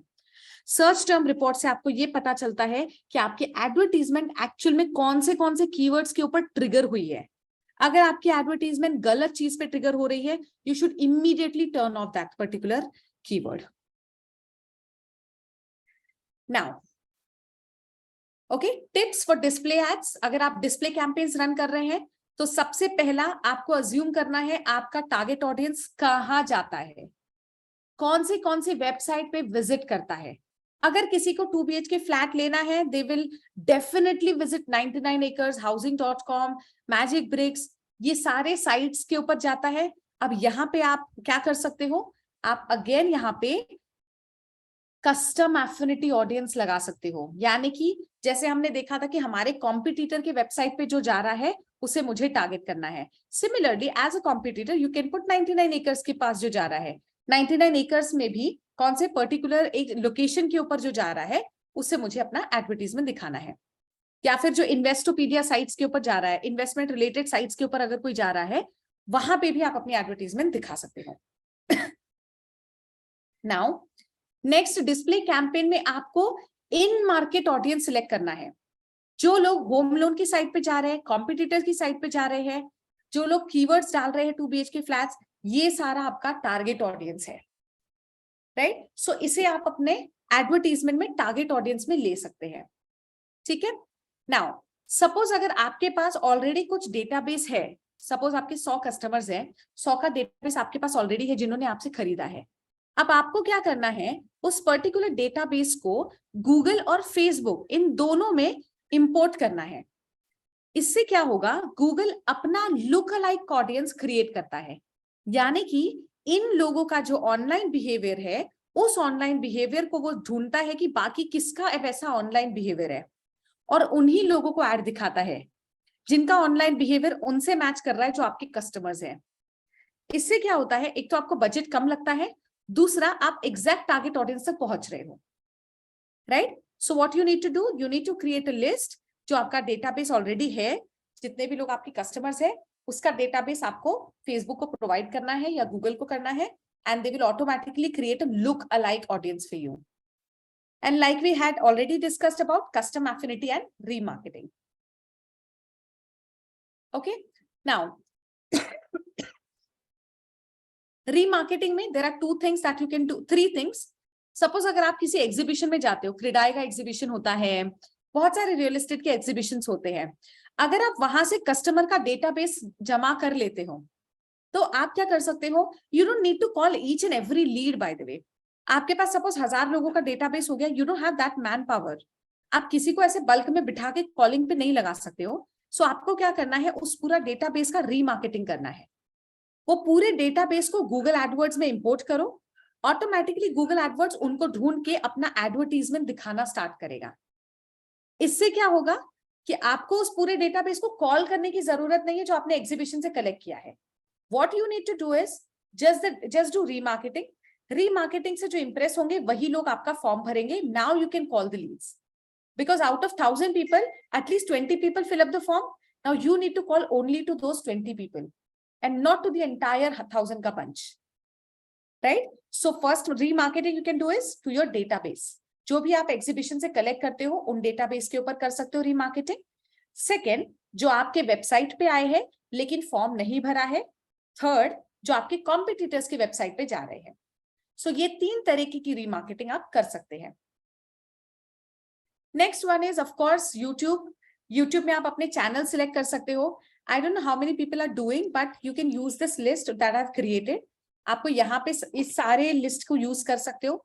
Investopedia, the news India, news 18, Z24, ABP माझा, देन कॉन्टेक्स्ट बेस्ड भी मैंने लिख के रखा है कैटेगरीज. इसका भी आप स्क्रीनशॉट ले सकते हो, जिससे कि आप डायरेक्टली जाके इस चैनल को अगर सिलेक्ट करते हो, इन चैनल के ऊपर आप अपनी एडवर्टीजमेंट दिखा सकते हो.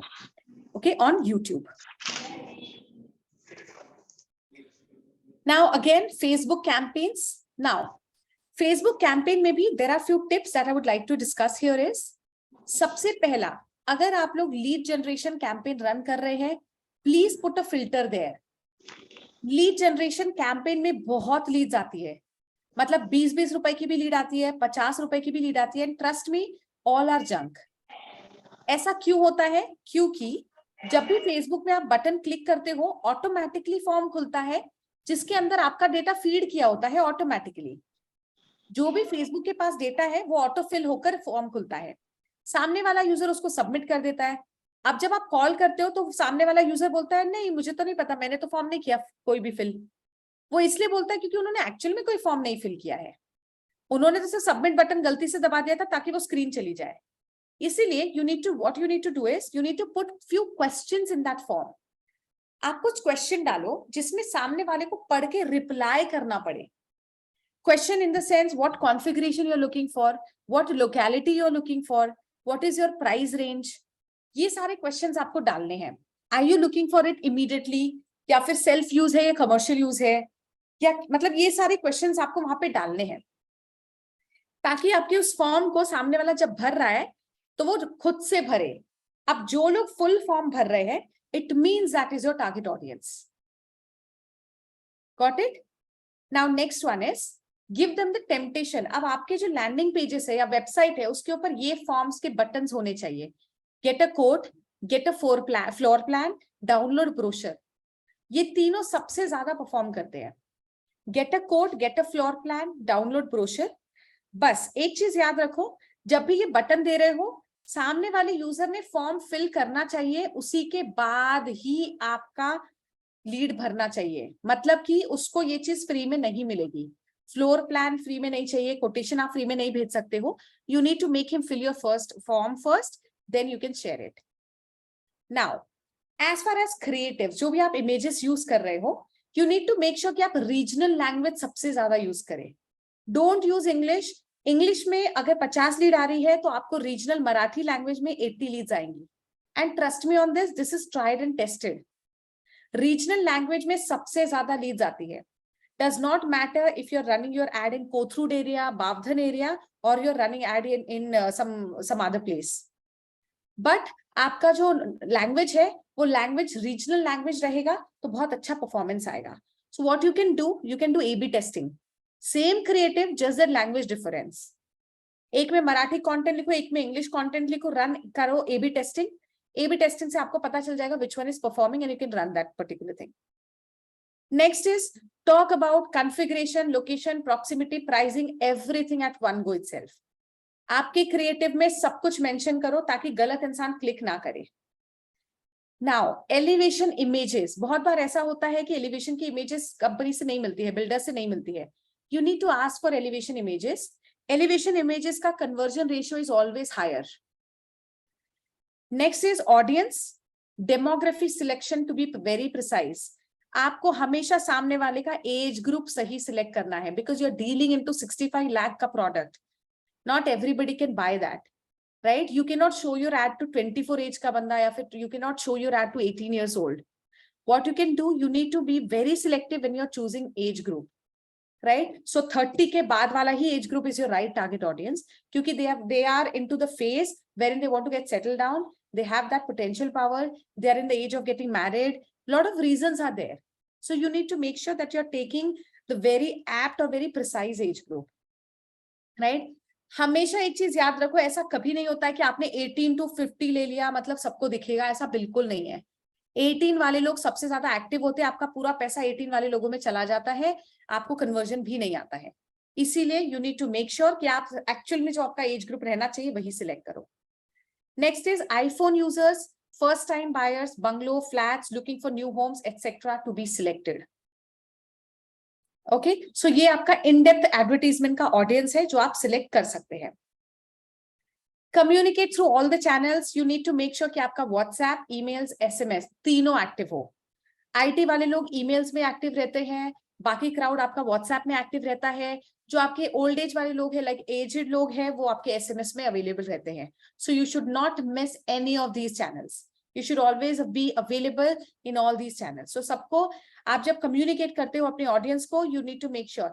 एक चीज याद रखो, लीड्स लाना is no big deal, lead को नर्चर करना इज अ थिंग। आपको अगर 50 लीड मिल रही है, उस 50 लीड को आप कैसे नर्चर करके आज तक पहुंचा रहे हो इज अ रियल गेम। नए नए लीड्स भरना इज नॉट द गेम। आप नए नए लीड 100 150 ला सकते हो, एक्चुअल में लास्ट डे तक आप कितने लोगों से बात कर रहे हो, कम्युनिकेट कर रहे हो, कितने लोग आपको रिवर्ट कर रहे हो is the real game. if you really want to increase your conversion, you need to make sure that you're available in all these channels. And that's it. If you have any question, please let me know.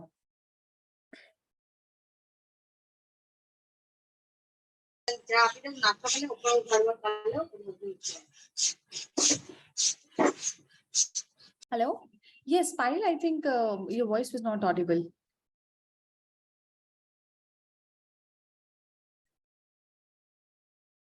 Okay. Perfect. Anybody has any doubt? Please let me know.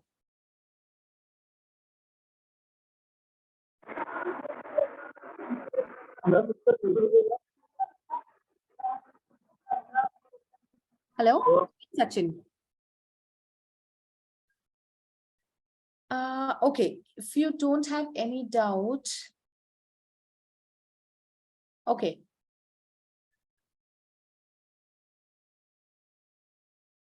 Okay, now I have a question, how to handle fake clicks on Google Ads.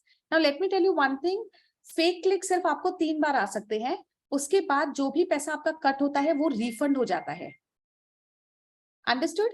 So fake clicks अगर कोई भी user है वो सिर्फ 3 ही बार आपके गलत clicks कर सकता है with from the same ID, यानी कि आईपी एड्रेस जो है वो अगर सेम रहा तो वो सिर्फ 3 ही बार क्लिक कर सकता है. 3 बार के बाद अगर क्लिक आते हैं सेम आईडी से, सो उसका ऑटोमेटिकली गूगल ब्लॉक करता है, प्लस जो आपका पैसा कटा है वो भी आपको रिटर्न मिल जाता है.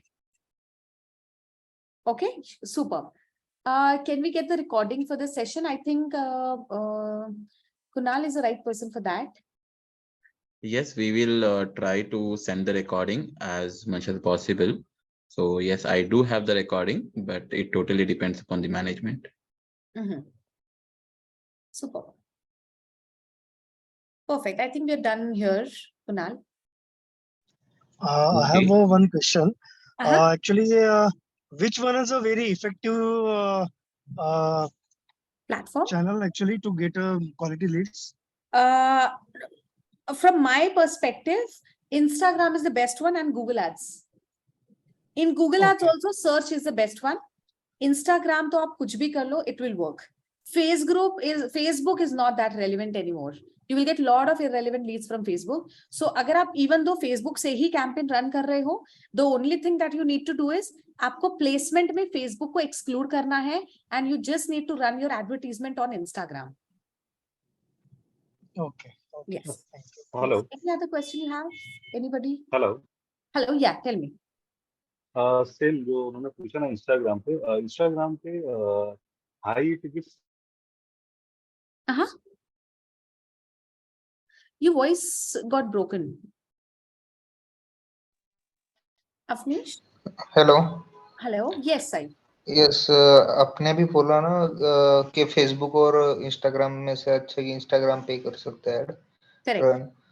तो अभी जो ये चालू है इंस्टाग्राम और फेसबुक का सेम ही है ना, जैसे Yes. फेसबुक ने इंस्टा बाय किया तो. Correct. हाँ. तो अब आपको क्या करना है? That's what I said. कि जब आप फेसबुक पे कैंपेन रन कर रहे हैं तो वहां पे आपको प्लेसमेंट का ऑप्शन रहता है कि आपको कौन से प्लेटफॉर्म पे करना है. फेसबुक पे नहीं करना है तो आप उसको एक्सक्लूड भी कर सकते हैं. सो इवन तो आप फेसबुक से ही कैंपेन रन कर रहे हैं लेकिन आपकी एडवर्टीजमेंट सिर्फ इंस्टाग्राम पे दिखेगी अगर आपने फेसबुक को एक्सक्लूड करके रखा है तो. ओके. और अगर हमने दोनों चेक इन किए हुए रहेंगे तो जो मार्केटिंग कॉस्ट लगता है, अगर हमने बस इंस्टा चेक इन किया है तो उसमें कम भी हो सकता है ना मार्केटिंग कॉस्ट. करेक्ट. आप फिर सिर्फ इंस्टाग्राम के ही क्राउड को रीच कर रहे हैं. ओके चलेगा. ठीक है. Thank you. Welcome. Hello.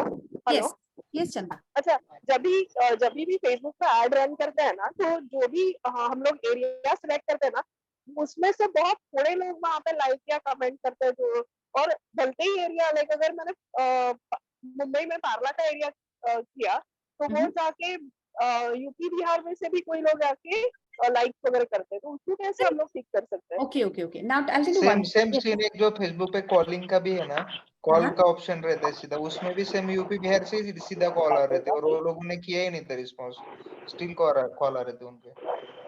Okay, now I'll tell you there are two things that we're discussing here. First thing is, just hold on, just give me a second.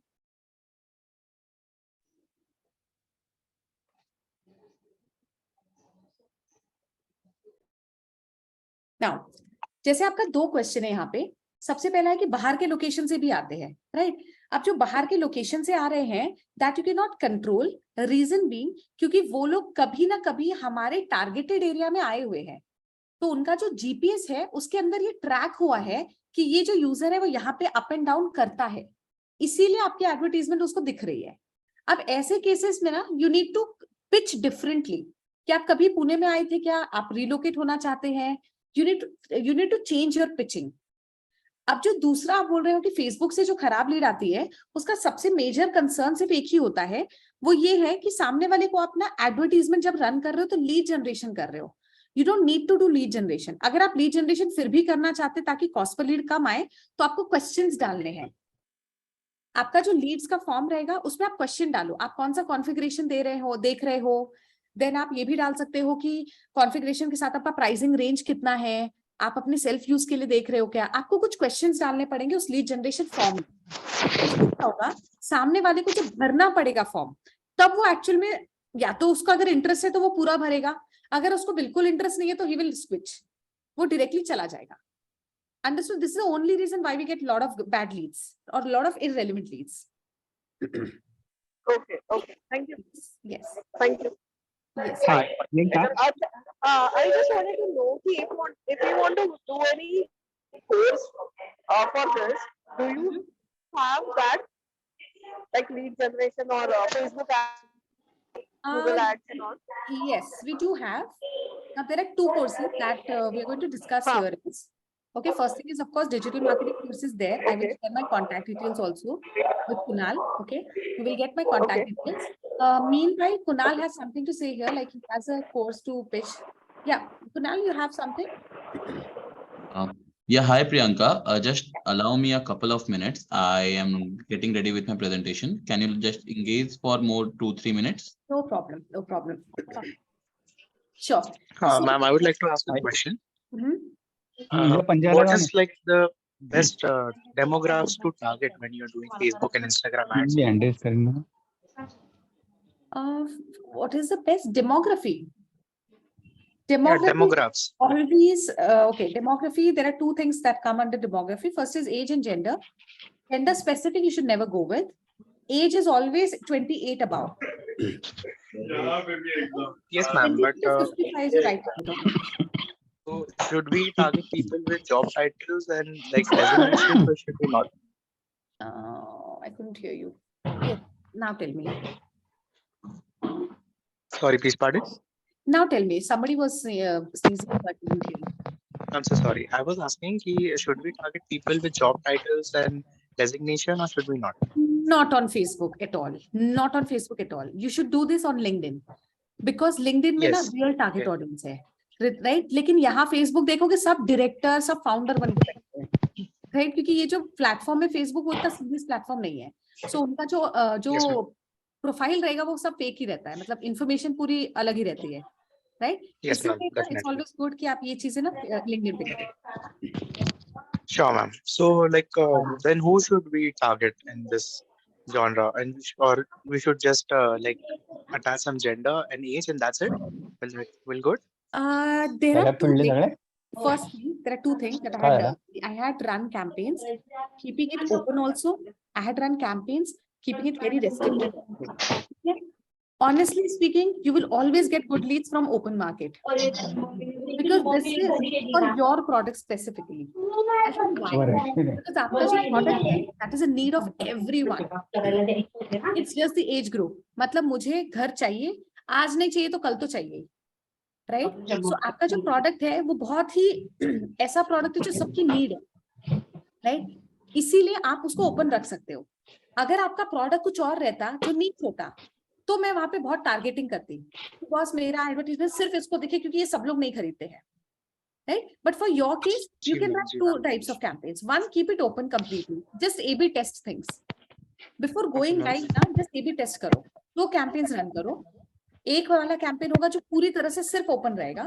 Second वाला campaign जिसमें proper लिखा होगा कि new home ढूंढ रहे हैं, recently married है या फिर अभी शादी होने वाली है. ये सारा आप select कर सकते हो. Okay, thank you so much, ma'am. One last thing to ask.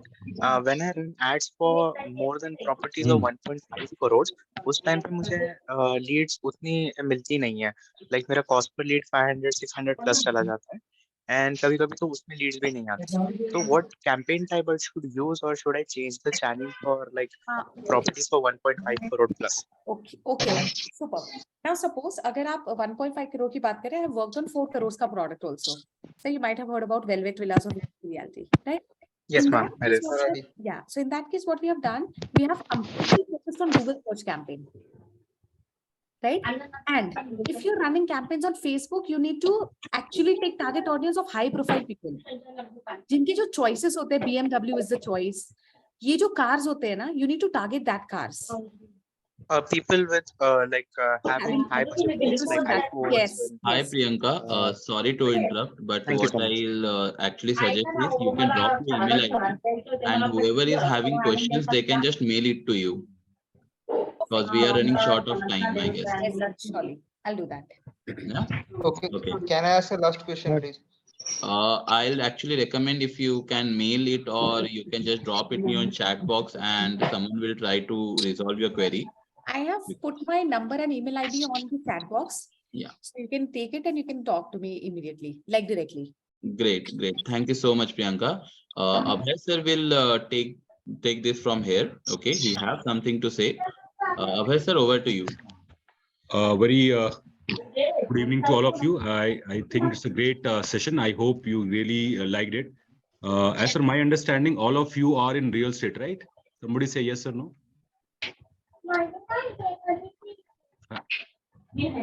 Yes. Yes. So either you are working as Yes. into digital Yes, sir. marketing. We are from real estate, Yes. like marketing business. Okay. So now this entire program is done by SILC. I am one of the program directors who's looking into RERA education. So I request a few people to just mute their voice.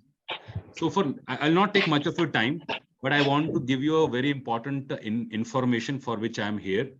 You know, and so quickly I'll give you this information so that you can able to plan something in forward. Can you see this slide, guys? Somebody say yes or no? Yes, we can. Yeah, sure. So all of you know that in Maharashtra from 10th of January, it's a compulsory for all. Sorry. Yeah, hi. Sorry. I hope you can able to see me. Yeah. So from 10th of January, MahaRERA, which now regulates real estate in Maharashtra, they have came up with a new certification and training policy for all the real estate consultant. Now, some of you will be working as a digital marketing officer. Somebody must be having company for digital marketing. Somebody must be having their own companies for which they are doing digital marketing.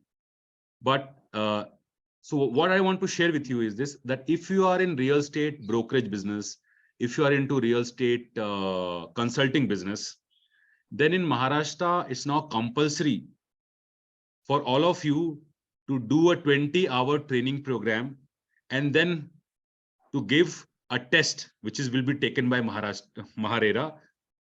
After that only you can able to continue with your real estate consulting. Okay. So now in Maharashtra, previously, if you want to start your real estate business, you have to apply for a license. So may I know how many of you have license, like RERA registration number? Kitno ke paas RERA registration number hai? Yes, I have. Yes, sir. We have registration numbers. Okay. Okay, good, great. So all of you who have a registration number or who is planning to take real estate registration, they all have to go through this training program, 20-hour training program. And after that, you have to take a 1-hour test from MahaRERA, which will be going to be an online test, which will be starting from 1st of April. Okay. And then you can use a certificate to validate your license. So if your license is already there, it is only valid till 30th of August. After that, your exam is compulsory. You have to upload the exam result. If you are a new person and you want to apply for the license or registration license for RERA to work, then you have to do a 20-hour training program and then test. Now this 20-hour training program, SILC is a knowledge partner where MahaRERA have authorized SILC to do this training program. We are already running, doing a 10th batch, which is approximately 500 people we have trained till now. And from 1st of April, they will go for exam, right? So for you, all of you, it's very important that you should complete your 20-hour certification and then give your exam and then apply for license. Or if you have license, then it will be extended. Even then, one more thing I like to share, that this is also compulsory for all the staff member who's into marketing and sales and handling customers. So RERA has made it compulsory not only for individual promoters, individual or partners of the companies, but also to the employees of the companies who are into marketing and sales. So the idea here was to share this. I'm very sure you must be knowing it about this from various media channels. And from SILC, we are now also, apart from educating people in different sector, we are also giving this training program. Anyone of you who would like to know more, they can ask their question so that I can able to answer it. So the idea was to introduce you this Maharera training session, which is now compulsory for all real estate consultant and professionals who's into brokerage business. तो अगर किसी को कोई question है तो आप पूछ सकते हैं, और आप आगे जाके हमारे वेबसाइट पे इसके बारे में पूरी जानकारी भी ले सकते हैं. Can you share the if anyone is already holding the license, then it is necessary to give the exam? Yes. So anyone who is already holding a license, they not only have to give exam. First, they have to complete 20 hours of training, which is level 1. Once you complete 20 hours of training, then only you can give exam. So it's compulsory for everyone, whether you're holding license or not holding license. It is not only for you guys, but also for your employees who is into marketing and sales and interacting with the customers. तो उन सब के लिए compulsory है.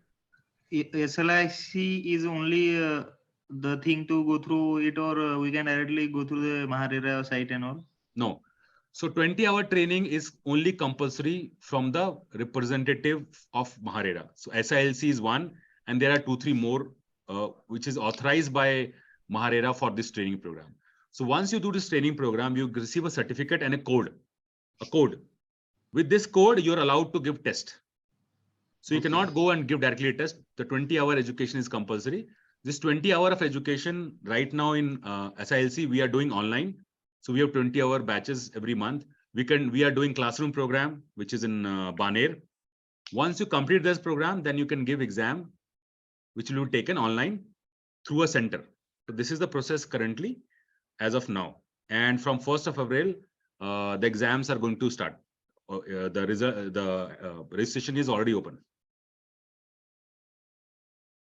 तो जिन्होंने भी जिनका भी सर्टिफिकेट है या जिनका भी लाइसेंस निकल गया है, उन सबको ये पढ़ाई और सर्टिफिकेशन की जरूरत है.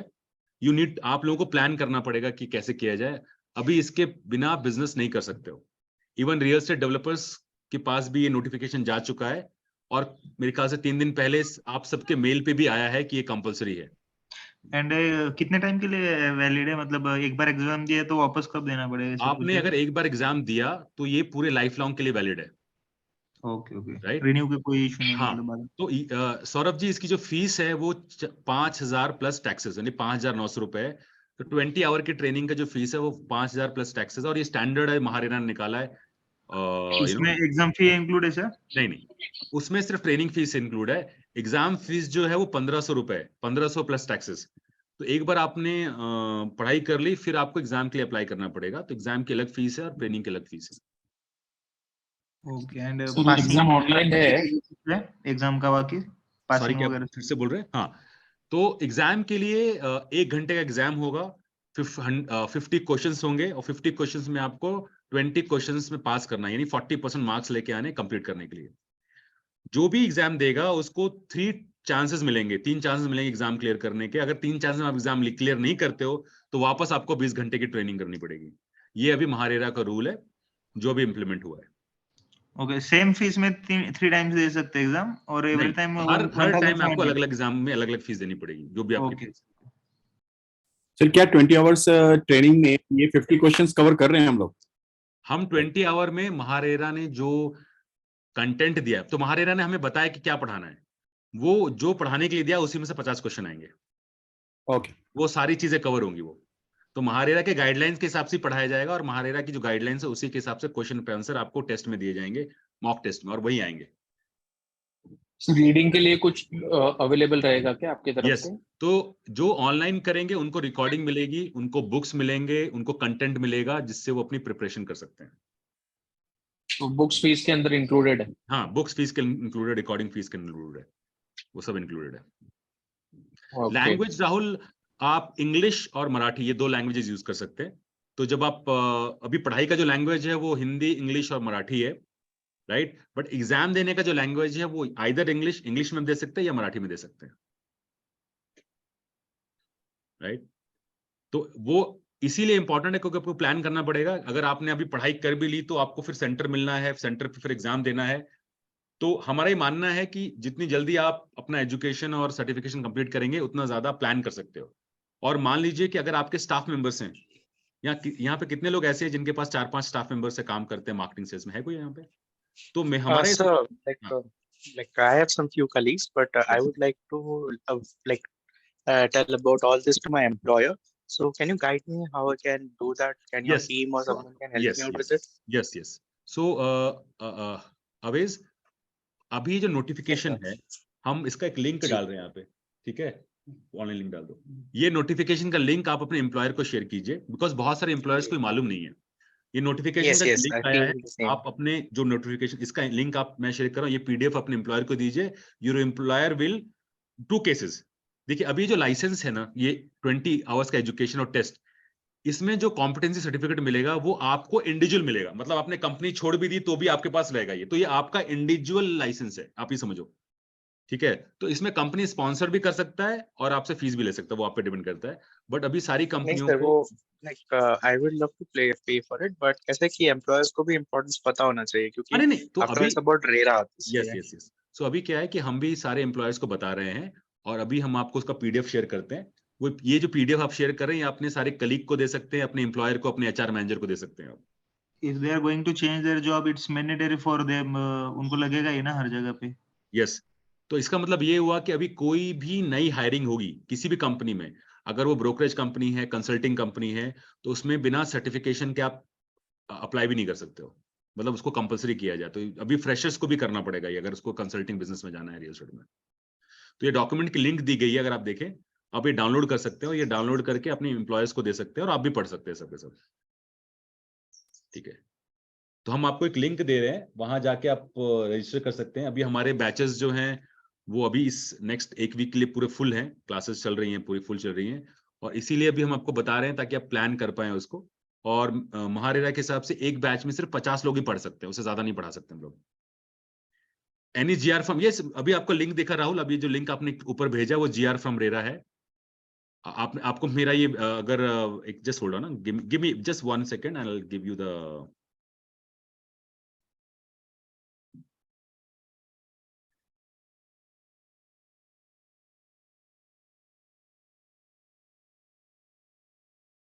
just 1 minute.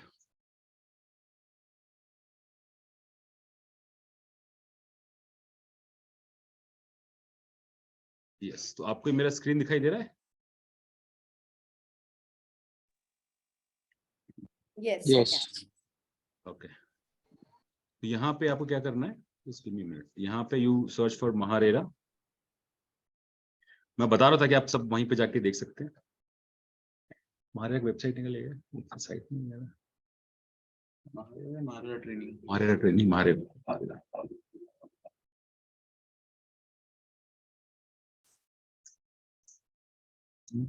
हमारा वाला ना? हाँ, नहीं हमारा नहीं, गवर्नमेंट वाला। अच्छा, उनका हेलो, या जस्ट, हाँ बोलिए सर। सर जिनका अभी सर्टिफिकेशन है, जिनका महारेरा, सॉरी, ये अपना सीपी फॉर्म है, और जिनका महारेरा का जो सर्टिफिकेट है, उनको सबको मेल आ चुका है उसका ये अपना। यस, उनको मेल भी आया है, बट मैं भी फिर भी जो एम्प्लॉइज है ना उनको नहीं आया है, तो मैं उनको दिखा रहा हूँ कि कहाँ पे वो जाके देख सकते हैं, ताकि वो जो डॉक्यूमेंट नहीं, अभी एम्प्लॉय लोगों को अभी करने की जरूरत नहीं होगी, जब ये छोड़ के जाएंगे अगर नहीं वही बताऊं, एम्प्लॉय लोगों को भी अभी करने की जरूरत है, आप उसके बिना वो काम नहीं कर पाएंगे। लेकिन उनको क्या जरूरत है, वो तो अगर मेरा सर्टिफिकेशन हो जाता है, मेरे अंडर 4 लोग काम कर रहे हैं, तो उनको क्या जरूरत है अभी? नहीं, वही मैं बताने की कोशिश कर रहा हूँ, मैं आपको दिखाता हूँ। नहीं, उनको क्यों मांगेंगे सर्टिफिकेशन? अरे वही बता रहा हूँ कि वही जीआर है कि सारे एम्प्लॉइज को भी करने की जरूरत है। मुझे पता है जीआर है, मेरा क्वेश्चन ये है कि अगर मेरे अंडर 4 लोग काम रहे, मैं एक फर्म का मालिक हूँ, ओनर हूँ, तो मेरे अंडर 4 लोग काम कर रहे हैं, ठीक है, तो उनको कहाँ पर मांगने वाले? इसका मुझे आंसर अभी तक नहीं मिला, जो आपने अभी बोला। जब आप प्रोजेक्ट पे जाएंगे, वो लोग प्रोजेक्ट पे जाने वाले, अपने साइट को दिखाने वाले हैं, या वो एम्प्लॉय रजिस्टर नहीं होते ना गवर्नमेंट के साथ, उनका वही बोलना है कि वो उनका इंफॉर्मेशन ही नहीं है गवर्नमेंट के पास कि कितने एम्प्लॉयजर कौन है, क्या है, तो उनका रेरा हाँ एग्जाम से क्या लेना देना। ये जिम्मेदारी अभी आपको दी गई है कि आपको अगर नहीं, अगर उन सबका रेरा निकालोगे तो खुद से भी काम करेंगे ना, फिर तुम मेरे को कुछ डायरेक्टली इन्फॉर्मेशन नहीं आएगा ना फिर वो। नहीं, रेरा नहीं निकालना है, उनका बस सर्टिफिकेशन लेना है सर। उनका सर्टिफिकेशन है, मैं भी समझाने की कोशिश कर रहा हूँ। पहले तो आप ये समझिए कि मैं रेरा से नहीं हूँ, हम सिर्फ इतना बता रहे कि रेरा ने क्या बोला है, मैं इतना बता रहा हूँ, राइट। और उसमें जो रेरा का जो सर्टिफिकेशन का जो आया है, 1 minute, certification agent training, okay, open क्यों नहीं हो रहा? ठीक है, शेयर करेंगे, ओपन नीचे जाओ। तो अगर आप यहाँ पे देखेंगे ध्यान से, नीचे आएंगे, इधर देखिए point B, section 2, all employees, staff, officers by whomever designated called working in the firm, companies, organization or real estate agents who interact with home buyers, allottees for effecting transaction of real estate. तो अभी बहुत सारी कंपनियां बड़ी बड़ी है, वो already शुरू कर चुकी है, ठीक है। अभी ये बात करना नहीं करना उसकी बात नहीं, अभी ये बताया गया करना है, आपको करना चाहिए। बताने के बाद जी हाँ सर बोलिए।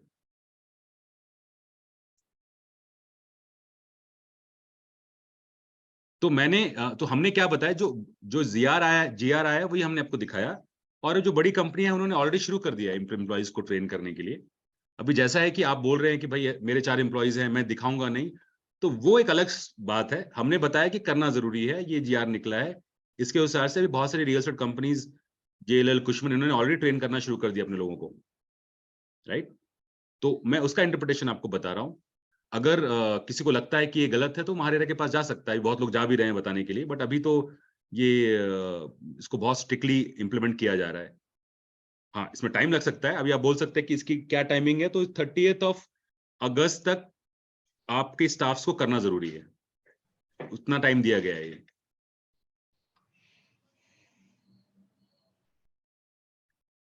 एग्जाम ऑनलाइन ही है, सब ऑनलाइन एग्जाम है, कहीं से भी दे सकते हैं या सेंटर है उनके? नहीं, आपको सेंटर मिलेगा, आपको मुंबई, पुणे और पूरे महाराष्ट्र में सेंटर मिलेगा, और सेंटर पे ही जाके आपको एग्जाम देना है, कंप्यूटर बेस्ड एग्जाम। ओके।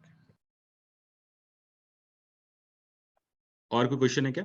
तो वही मैं समझाने की कोशिश कर रहा हूँ कि ये जो हम बात कर रहे हैं, जो जीआर निकला उसकी बात कर रहे हैं, और मैं आपके कंसर्न को समझता हूँ कि कंसर्न है कि अगर मेरे पास है तो मेरे एम्प्लॉइज को क्यों करने की जरूरत है। बट जैसा अभी किसी ने बोला कि आपके एम्प्लॉइज जो हैं वो खुद बिजनेस तब तक नहीं कर सकते जब तक वो रेरा लाइसेंस नहीं लें।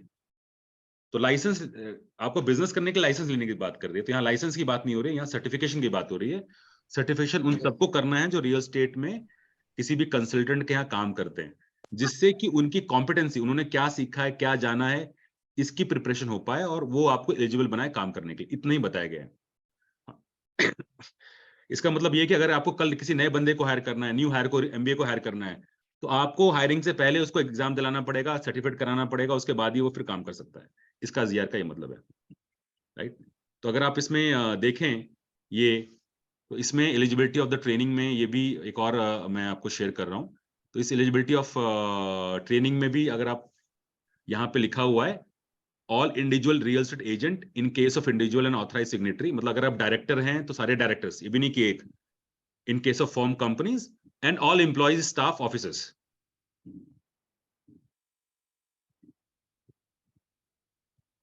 राइट। तो स्वप्निल, डिजिटल मार्केटिंग की क्लास खत्म हो चुकी है, और ये हम महारेरा का जो नॉलेज है उसके लिए दे रहे हैं।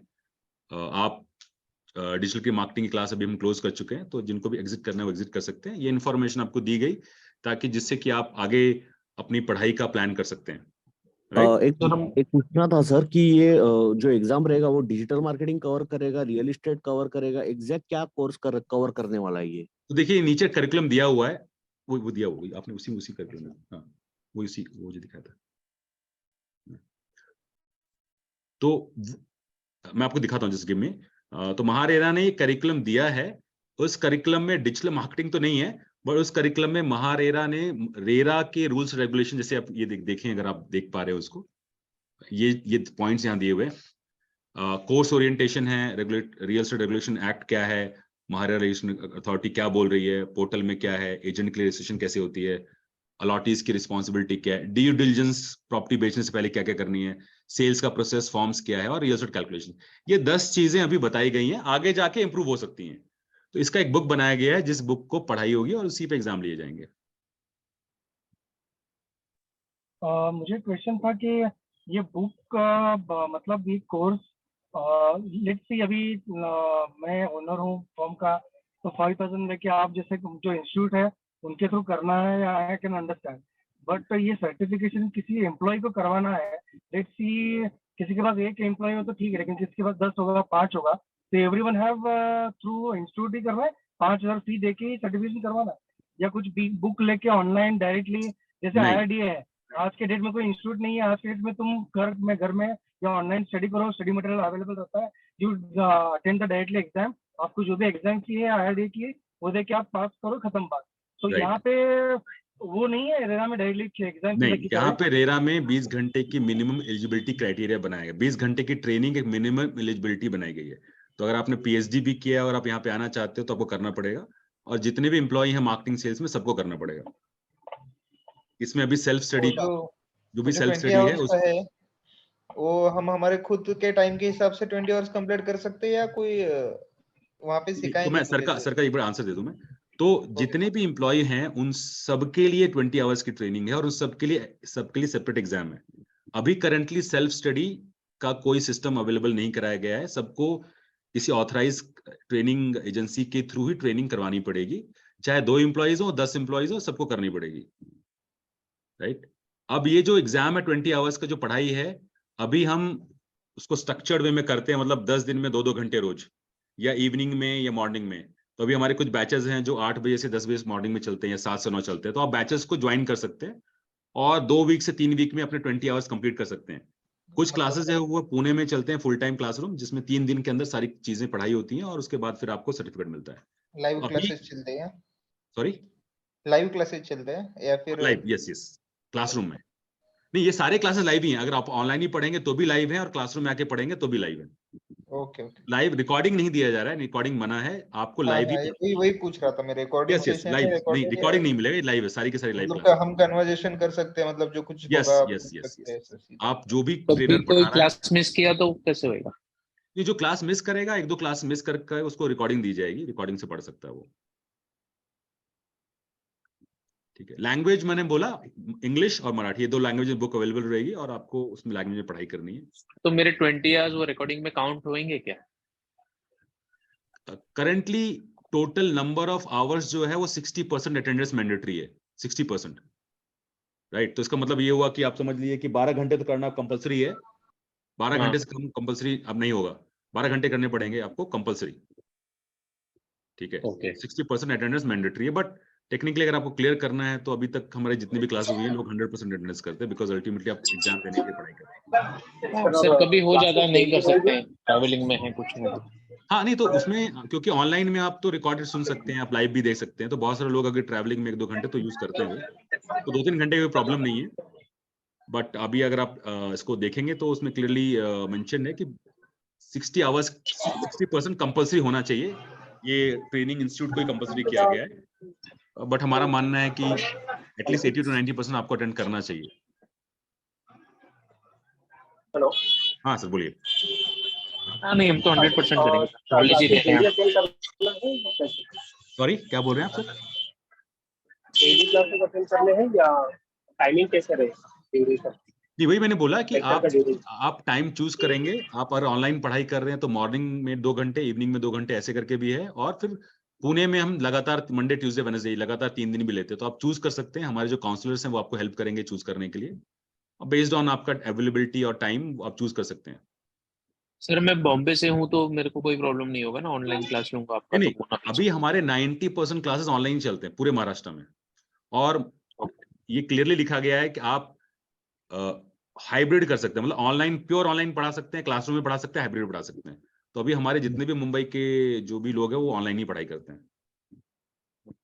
बट अगर जैसे कोई ग्रुप है, मतलब अभी बहुत सारी कंपनीज हैं जिनके 40-50 एम्प्लॉइज हैं, कोई ग्रुप है, तो वो फिर अपने टीम बनाता है 40-50 लोगों की, वहां पे हम अपनी टीम को भेज सकते हैं देने के लिए, मतलब क्लासरूम पढ़ाने के लिए, बट उसके लिए 50 लोग चाहिए मिनिमम, बाकी लोग इंडिविजुअल ऑनलाइन आके पढ़ाई कर सकते हैं। तो अभी एग्जाम की फीस अलग से है और एक क्लास का फीस अलग है, राइट सर? यस, क्लास की तो फीस उसमें 5000 प्लस 900 और एग्जाम की उसमें फीस वो लिंक कैसे होगा, क्या हमारा अटेंडेंस कितना टाइम हुआ है और वहाँ पे वो एग्जाम का जो भी आपको पढ़ाएगा वो पूरी अटेंडेंस रिपोर्ट महारेरा को देगा। वो रेरा पूरे एक्सेल शीट में ले रहा है रिपोर्ट को, इसने कितनी पढ़ाई की, ये रेरा को हम सबमिट करते हैं। ओके उसके बाद ये और एग्जाम पेमेंट पार्ट पेमेंट होगा या फुल टाइम? ये फुल पेमेंट है, इसमें पार्ट पेमेंट की सुविधा नहीं है। आप स्टार्टिंग से पहले पे करेंगे और फिर आप पढ़ाई कर सकते हैं। तो यहाँ पे लिखा हुआ है जैसे ऑनलाइन ऑफलाइन हाइब्रिड है, 20 घंटे की प्रॉपर शेल मिनिमम 20 आवर्स। तो अब ये देखिए ड्यूरेशन शेल मिनिमम आवर्स है, तो 20 घंटा मिनिमम, आपसे ज्यादा भी पढ़ सकते हो बट मिनिमम 20 आवर्स है। और बैच साइज 25 से 50, तो 50 लोगों का मैक्सिमम बैच से ज्यादा बना नहीं सकते। 60% अटेंडेंस मैंडेटरी है। और कभी आपकी तरफ से अगर कनेक्टिविटी का कोई इशू है? देखिए अभी तक तो कोई इशू नहीं आया। जैसे मैंने बोला, हम लोग अभी नहीं, फरवरी से ही पढ़ा रहे हैं, ऑलमोस्ट 10 से ज्यादा बैचेस निकल चुके हैं। तो अभी तक हमने कोई कनेक्टिविटी का इतना कोई मेजर इशू देखा नहीं है। अभी 2 साल से कनेक्टिविटी काफी अच्छी है, सब लोग ऑनलाइन ही पढ़ाई कर रहे हैं। बट यस, मान लीजिए कि किसी की बहुत खराब कनेक्टिविटी है तो हम उसका बैच शिफ्ट कर सकते हैं या उसको क्लासरूम में बुला सकते हैं, वो किया जा सकता है। रिजल्ट कितने दिन में आता है सर एग्जाम के बाद? अगर आपने एग्जाम दिया है तो अभी रिजल्ट का है 1 दिन में आना चाहिए। नहीं 1 दिन से 7 दिन में नहीं, रिजल्ट ऑनलाइन। सर्टिफिकेट तो ऑलरेडी किसी का रिजल्ट आ गया है ना, काफी लोगों का। किसका ऑलरेडी रिजल्ट आ गया है काफी आप बोल रहे हैं फरवरी से 1 अप्रैल से पढ़ाई एग्जाम शुरू होगा। लोगों का 20 आवर्स कंप्लीट होना शुरू हुआ है, तो उन्होंने अप्लाई करना शुरू कर दिया है, ये बोल रहा हूँ आपसे। ओके। सर्टिफिकेशन ऑफलाइन सर्टिफिकेट मिलेगा, हार्ड कॉपी और ऑनलाइन ऑफलाइन दोनों मिलेगा। आपको 3 सर्टिफिकेट्स मिलेंगे अभी, सब सुनिए 3 सर्टिफिकेट। एक मिलेगा SILC से 20 घंटे का, एक मिलेगा कॉम्पिटेंसी सर्टिफिकेट महारेरा से, और अगर आप बिजनेस कर रहे हो तो लाइसेंस मिलेगा आपको। ये 3 चीजें सारे रियल एस्टेट कंसल्टेंट के पास मिलने वाली हैं। लाइसेंस कौन सा बोल रहे हैं आप? RERA registration number. वो तो ऑलरेडी है हमारा, तो मतलब एग्जांपल बोल रहा हूँ, है तो अच्छी बात है, नहीं है तो आपको मिलेगा। 3 चीजें भी होंगी सबके पास। उसका भी अलग से चार्जेस भरना पड़ेगा ना सर? किसके लिए? लाइसेंस के लिए जो आप बोल रहे हो रेरा रजिस्टर। अगर आपके पास लाइसेंस है तो कोई जरूरत नहीं ना। अभी कोई नया लाइसेंस अप्लाई करेगा तो उसको भरना पड़ेगा। हाँ, तो उसका चार्जेस अलग है ना, 10,000 रुपए कुछ है। अगर इंडिविजुअल है तो 10,000 रुपए, कंपनी है तो 1 लाख रुपए।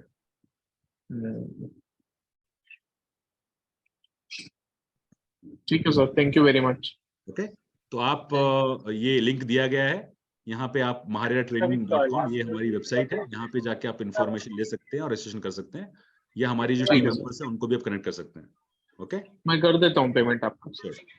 Right, so thank you very much to all of you. I hope जो आपने डिजिटल मार्केटिंग की क्लासेस की हैं वो आपको हेल्प करेंगी। और मैं शेयर कुछ करना चाहता हूँ कि जो हमारे जो स्टूडेंट हैं जो पढ़ेंगे आगे, उनको और भी बहुत सारी चीजें हम दे रहे हैं, जिसमें कि वास्तु क्लासेस हैं, फिर ऑनलाइन क्लासेस हैं, उसको बिजनेस सपोर्ट है।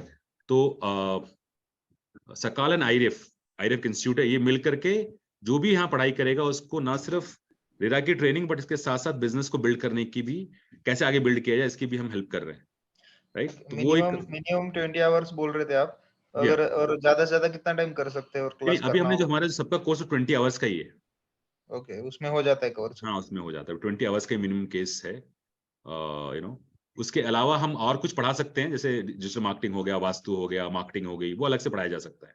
20 आवर्स सिर्फ रेरा है जो उन्होंने बोला वही होगा बस।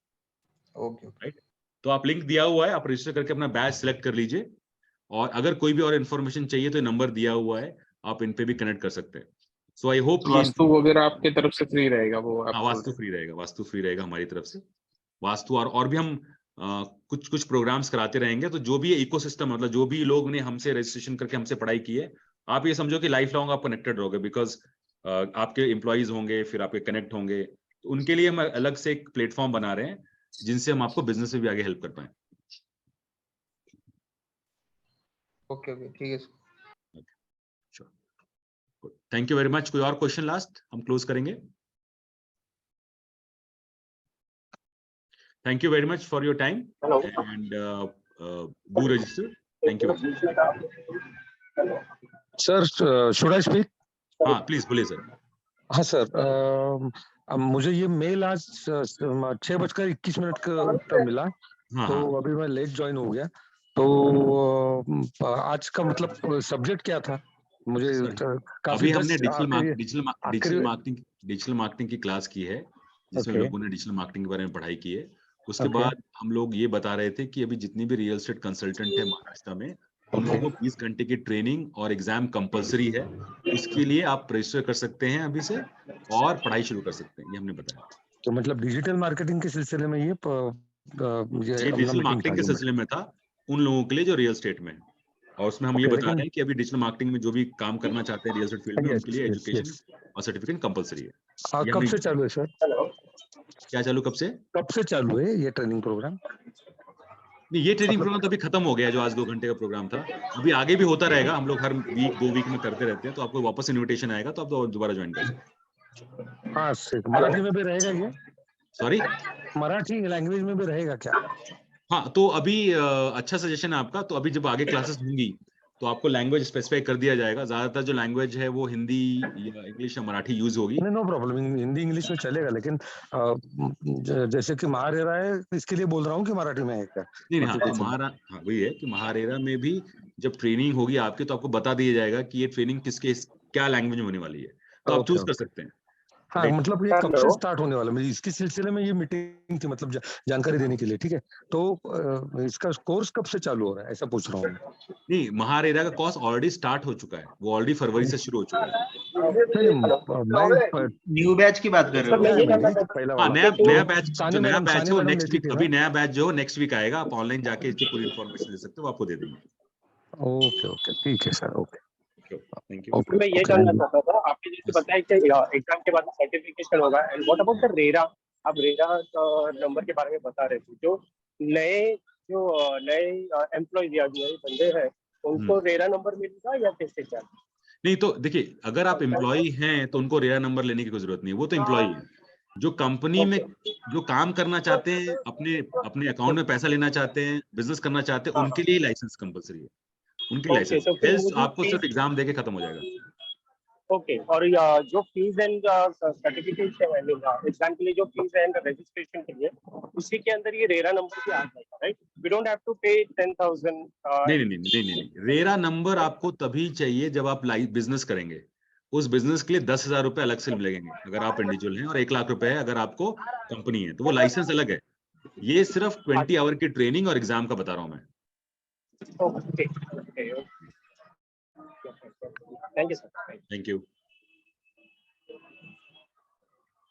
Thank you very much sir. आपके भी कॉन्टैक्ट डिटेल शेयर कीजिए।